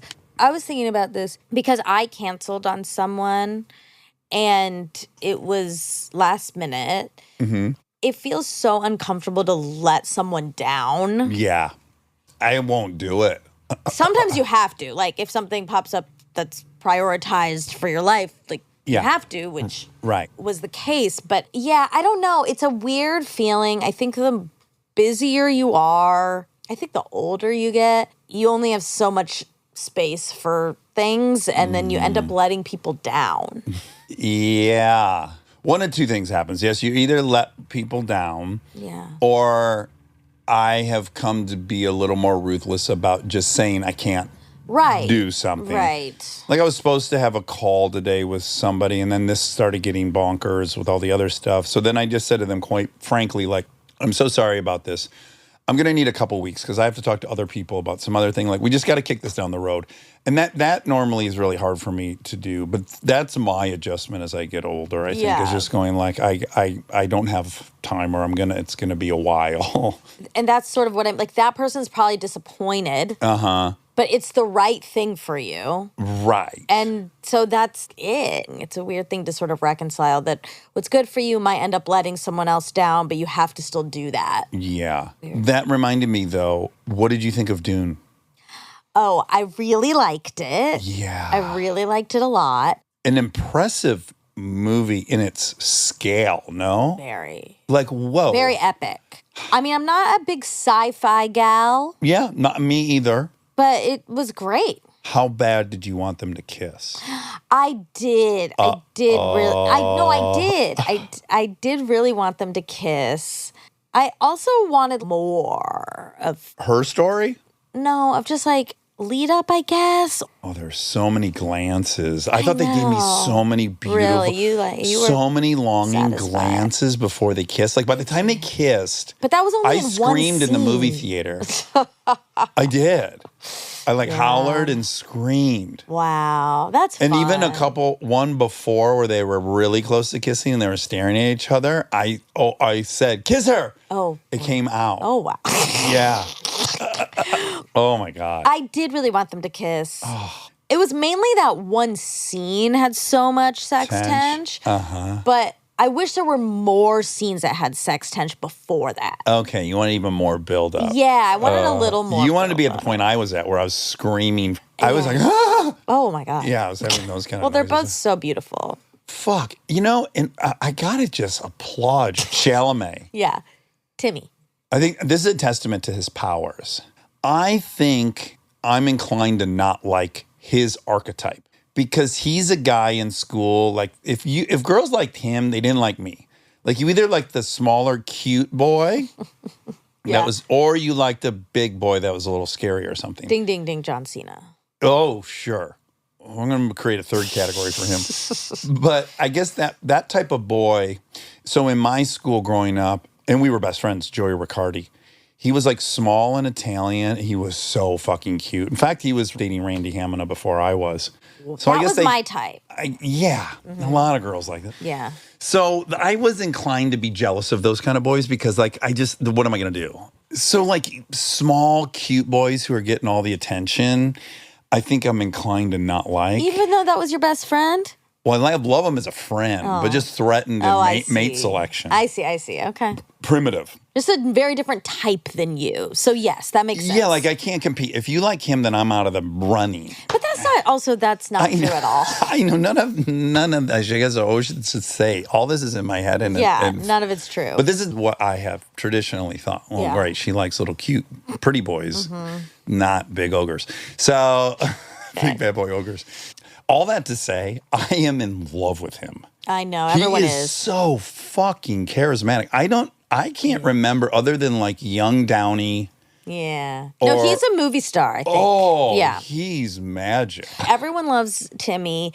Do you know about this phrase? I learned about it I had heard it once, and then they were talking about it on Nobody's Listening, right? Soy boy. No, that sounds like a pejorative. Mean. It's like it sounds like they're calling someone gay without saying gay. It's not gay, but it is not masculine. But Effeminate. It's what your gen would have called gay. Right. But our gen doesn't do that because we call gay people gay. I mean, it's a bigger, fun topic, which is like the names change. It's all mean. It's all about masculinity. Exactly. There's always a word in society that is labeling men who aren't very masculine. To emasculate men. Yeah. Yep. And I guess right now it's soy boy, but I think some people are embracing soy boy. Like it's also a category of like a type, like a Timmy. And but Timmy's not a soy boy. That type. Heroin chic. A little bit heroin chic, but I think it's bad. Like I just think it's bad. I don't think we should be participating in soy boy. So I'm just saying that. Oh, okay.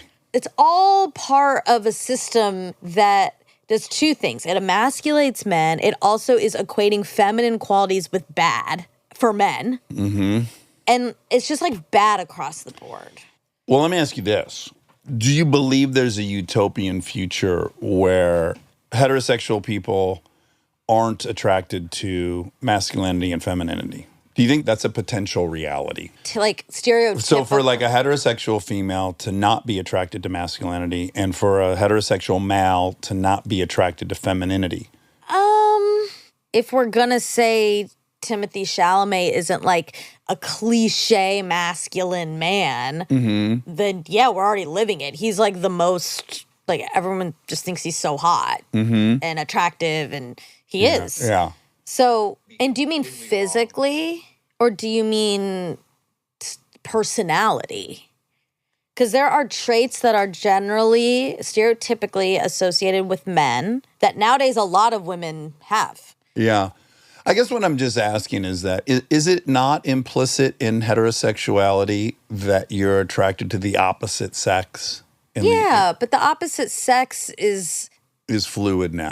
There's a lot there. Like the reason people were, I mean, I don't know any of these women, but I assume the reason people were attracted to you was not because you were so masculine, it was because you were nice. It was actually because of your feminine traits. Stereotypically, people were like, oh, this is fun, and like he's funny and he's nice to me. And I can partially agree with you. I think people came for the masculinity and stayed for the sensitive femininity. I don't know. I'm it's so individual. It's really hard. It's just so individual. It is. I am generally speaking not on face value attracted to a hyper masculine man. Right. I guess, yeah, then you get into like, what are you defining as masculine? Exactly. Yeah. My definition, which is in the credo of Ted Seegers, is the masculinity that I think's worth defending, supporting, and encouraging, which is provide and protect. I think those are virtues that a man should aspire to have. But provide and protect. In what way provide? Like, and all across the board? Provide and protect. Take care of the ones that you love. Yeah. It's also a huge feminine trait.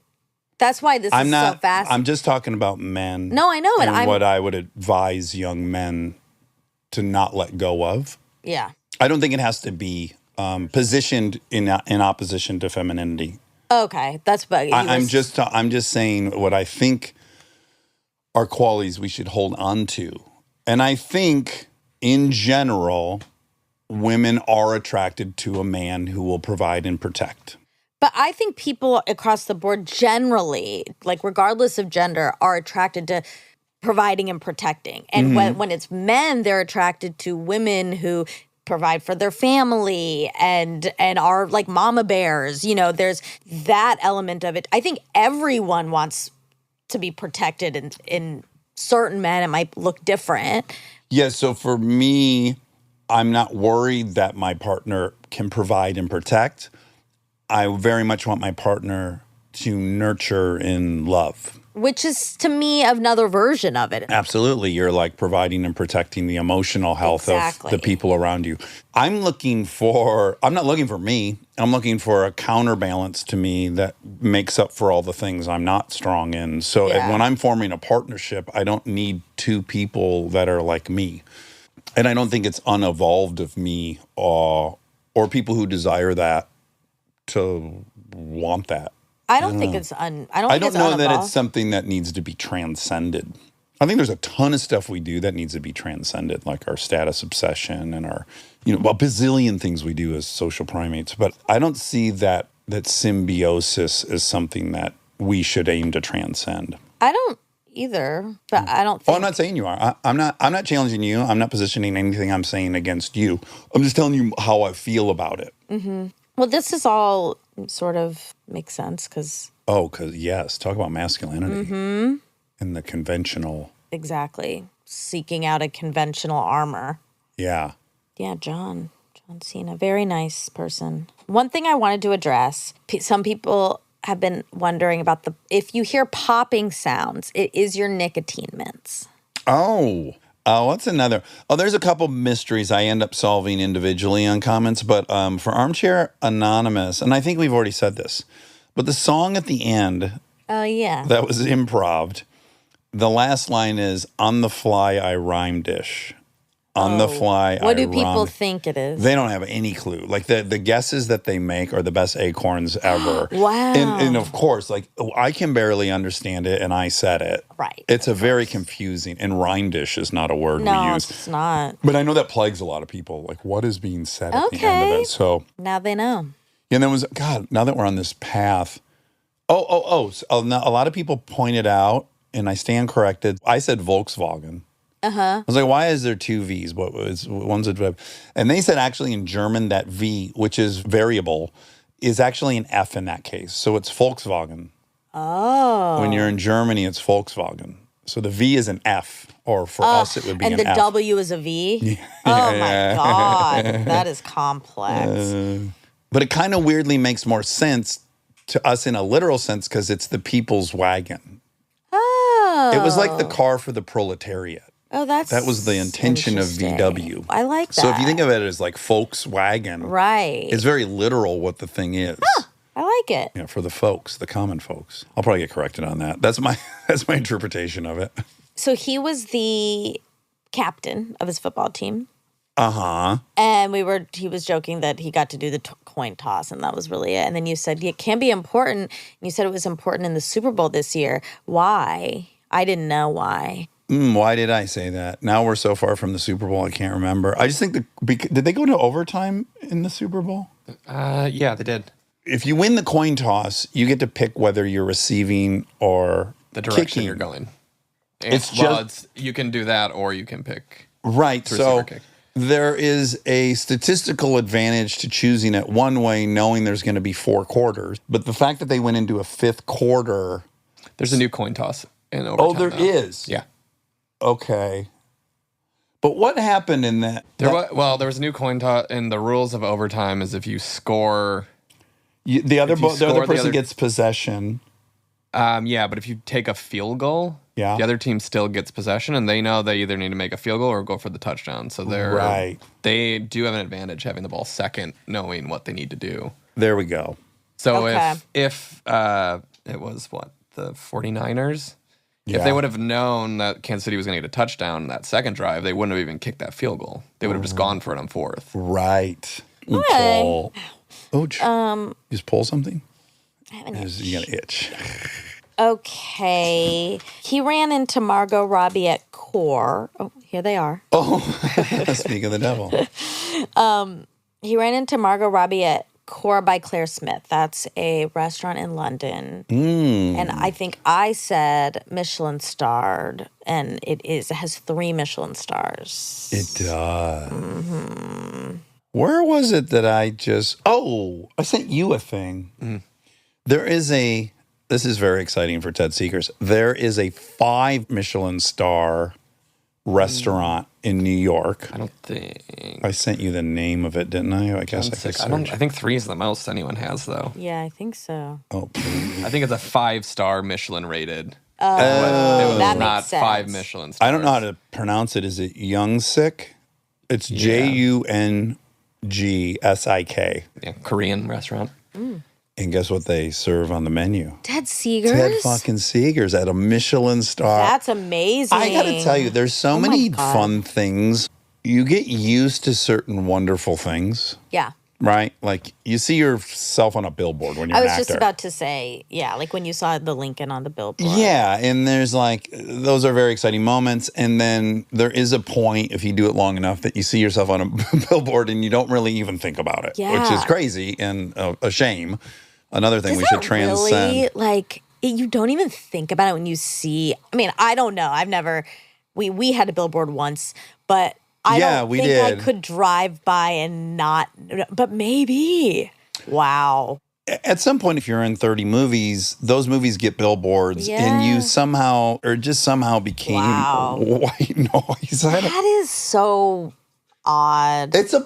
I'm not I know. I think proud of it, and it's not like a brag. It's just like Well, it's so weird. you could look at it as a brag or as a not a brag. That like maybe it's worse if every time you see her, like, oh my God, well, it's I'm kind a movie star. Well, it's kind of like when Christina Applegate said they were pulling into Fox, and the Doors song 20th Century Fox was on, and she was like, "Yeah, that's me," and her friend was like, Right. "Okay, it's happening." Yeah, you can't. And so it's a very precarious tightrope you're walking.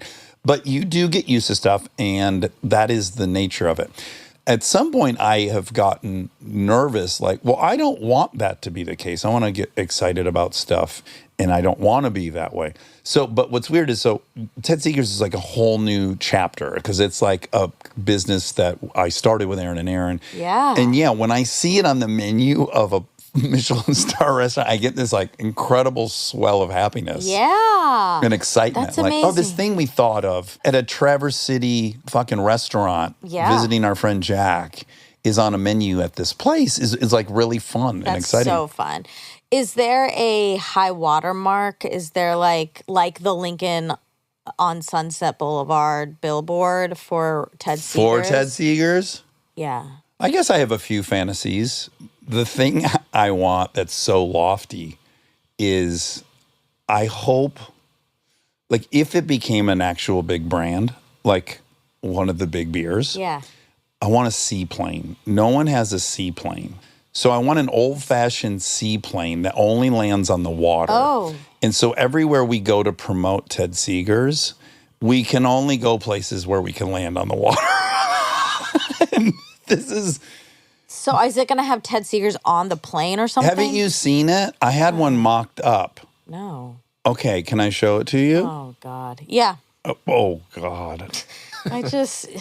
What? It's a little plane. It's not like a giant That's project. No, the problem. it's A little enormous. plane is bad. I found one for sale. These planes aren't expensive. Okay, I'm gonna send you right. Oh shit balls. Well, I don't like for what. It doesn't sound safe if they're small and inexpensive. This thing And is land on the water. now. Yeah.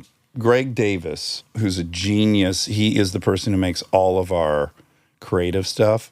He's so fucking good. He mocked this up. All right, look at your phone. If anyone really wants to see this, it's in my Instagram. Oh, I that's post cool. For the listener, it is branded. It's red. The whole thing says Ted Seegers all Yeah. over it. It's gorgeous. And it's a huge 4-propeller, old-fashioned seaplane. And my more immediate goal is my 1980 Zephyr station wagon's almost done being built. And that is already the same white as the cans. Okay. And so I'm going to put the Seegers logo on the hood, and on the back, Ted Seegers Racing.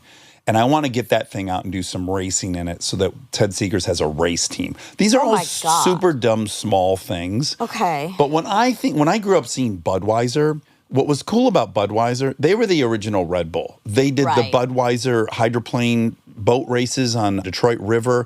Like, Budweiser meant high-octane racing. Yeah. So I want to reclaim that for Ted Seekers. Wow. But we don't have the money to do any of this stuff. So really it's going to be me racing my station wagon in a class that I can't compete in. But just I want there to be Ted Seekers racing. That's a big goal. These aren't the answers I thought you were going to say. What were you thinking I might say? I was more like at your favorite restaurant. Yeah. All time having it on tap. Right. Yeah. On tap at your favorite restaurant. It's on tap at places, which is fun in Detroit. Yeah. Shout out to Aaron, too, because we don't know what we're doing. I think I've made that abundantly clear. We literally don't know what we're doing. But Aaron had the idea to send it. He's like, you know what? It's so good and I believe in it. I'm going to start sending it to all these really esoteric beer critics. Okay. And one of the main dudes sent him a message and he goes, I have 180 beers at my store. This is the only one I'm drinking, period. That's so exciting. So that makes me like insanely excited and happy. Awesome. Yeah. So cool. It's cool that people that like beer actually are like, oh, no, this is the best NA. Good. Yes, it does taste really good. Not that I have a huge not history that I'm a of beer connoisseur. Right. When we were in India with Bill, we were at an agricultural event and he was trying these protein-heavy rice options. It was really cool. We tried them also. Mm-hmm. We liked it. Low glycemic index and double the protein. Yes, and you could tell a difference, and I couldn't in taste. And we ate before him. We were there before he arrived. Yeah, and it became we were excited to see, basically he was going to have to be a tiebreaker. Yeah, because you were like, he's definitely going to know the difference. and I said, I don't know. He did not know the difference. He didn't taste the difference, but he said, I mean, they taste the same to me, but I'm not a rice aficionado. Definitely went your way. Yeah. I could taste the sugar in the other one. The other one has way more sugar, the first one. That's so funny. Yeah, we had a traditional one, then a midway point, and then this now super rice. And I loved it and have come home and tried to find it. I can't get as good as that one was, but I have found one that has got like half the glycemic index and 56% more protein, and that's the rice I eat now. Cool. Yeah. Yeah, if you could make rice a superfood. Oh my God. Stand back. John, we're not doing a good job. No, we are. Okay. There's only one more. Ronnie Coleman had 13 surgeries, has had 13 surgeries. Ooh. Ronnie Coleman's an Easter egg because we have a guest coming up where we talk about Ronnie Coleman a lot. Exactly. Okay, so the Make-A-Wish, he has over 650 wishes. 650. I was just, when we were in the South at Easter. Uh-huh. Because I was telling that story from, I won't name the restaurant, but a famous hot chicken restaurant in Nashville. It was when Huey and I were first falling in love. Yes. Oh my God, what an incredible story. So Huey and I are maybe on our third date ever, and we're eating on the deck of this restaurant, and the owner comes out, and he comes up and he says, excuse me, are you Dex? And I go, yeah, I'm Dex. And he goes, oh, great. Listen, we got a girl inside, a crippled girl, and boy, she'd just love to meet you and take a picture. And she's real crippled. And if you could come in and take a picture with her, that'd be great. She's just in the corner, this crippled girl. He said crippled Oh my God. probably 15 times in 2 minutes. And I'm like, can you still say crippled? And you have to imagine what I'm picturing as I walk into the restaurant, because I've heard the word crippled 15 times. You and I go in, and there's like a 12-year-old girl with a cast on her leg. Broken Oh my foot. God. She has a fucking cast on her leg. But we got a crippled girl. It sounded like she was dying. Yeah. And that then led to somehow, like, Huey and I were telling that story at Easter. And then I got to bring this John Cena thing. Yeah. Like and I'm glad you just said 650 because I'm like, guess how many he's done? People are like, they go crazy. 100. I'm like, no, 600. So I'm delighted that I got that. 650. Yeah, it's even more. Yeah. But then what's funny is you're in a position where I think they are weirdly assuming that I just haven't volunteered. Yeah, it's like that's not So I how had to this works. explain to them, you have to be picked. Yeah, that's what was so endearing and sweet about it is he was just like the honor of being requested that many times. Is Yeah. huge, and it is. Before John, the second was someone who granted a 200. Right, I know. He's So he like 3x the record. That's so. That's a it sounds cool so- record to have in life. God, it is. Like Yeah. you really did something right. Mm-hmm. Anywho, What a good boy. John Cena, Cena. yeah. I know. Yeah. we said it in the intro, but he had a lot of people who wanted to take his picture here at your house. Oh, yeah. Yeah, a lot of the construction I would kind of like to workers. I would like to shadow him walking around the street. I kind of want to see. Yeah, I think it really is an intense life. Yeah. What's The Rock's life? He's got like the mega movie stardom and the mega WWE stardom. He seems to do it just effortlessly. Mm-hmm. The Rock, both those guys have incredible attitudes. Yeah. Fuck. We'd love to have The Rock on. The Rock, if you're listening. You out there, Dwayne? But The Rock doesn't still wrestle, right? I think he occasionally pops in. In fact, really? he just had a post. I was so confused by it because it had a tone that is not Dwayne Johnson's. Like, Dwayne Johnson's so positive. Yeah. And this post was like, this happened after they cut the cameras, and I don't even care. And I'm glad they caught this. It had this crazy tone. And I'm like, this does not sound like him. And then I realized, oh, this is, he's like promoting some weird rivalry with WWE. Wow. And he like switched personas on me. Code switch. And I had to keep up. That's crazy. I love The Rock. Yeah, he's back, 2024. The final boss. The final boss. I'll go. Yeah, it'd be fun. Have you been? No. I went with Charlie and someone else. It's so loud. You've never heard anything I thought louder that was in your Monster life. Trucks. No, this makes Monster Jam seem like a symphony. It is so loud. You'll never see an audience more into something than WWE. I don't think I can go anymore. I'm busy. Okay. You're going to cancel last minute? Yeah. I'm going to let everyone down. All right. All right. Well, good luck tonight. Have fun. Oh, thank you so much. Love you. Love you.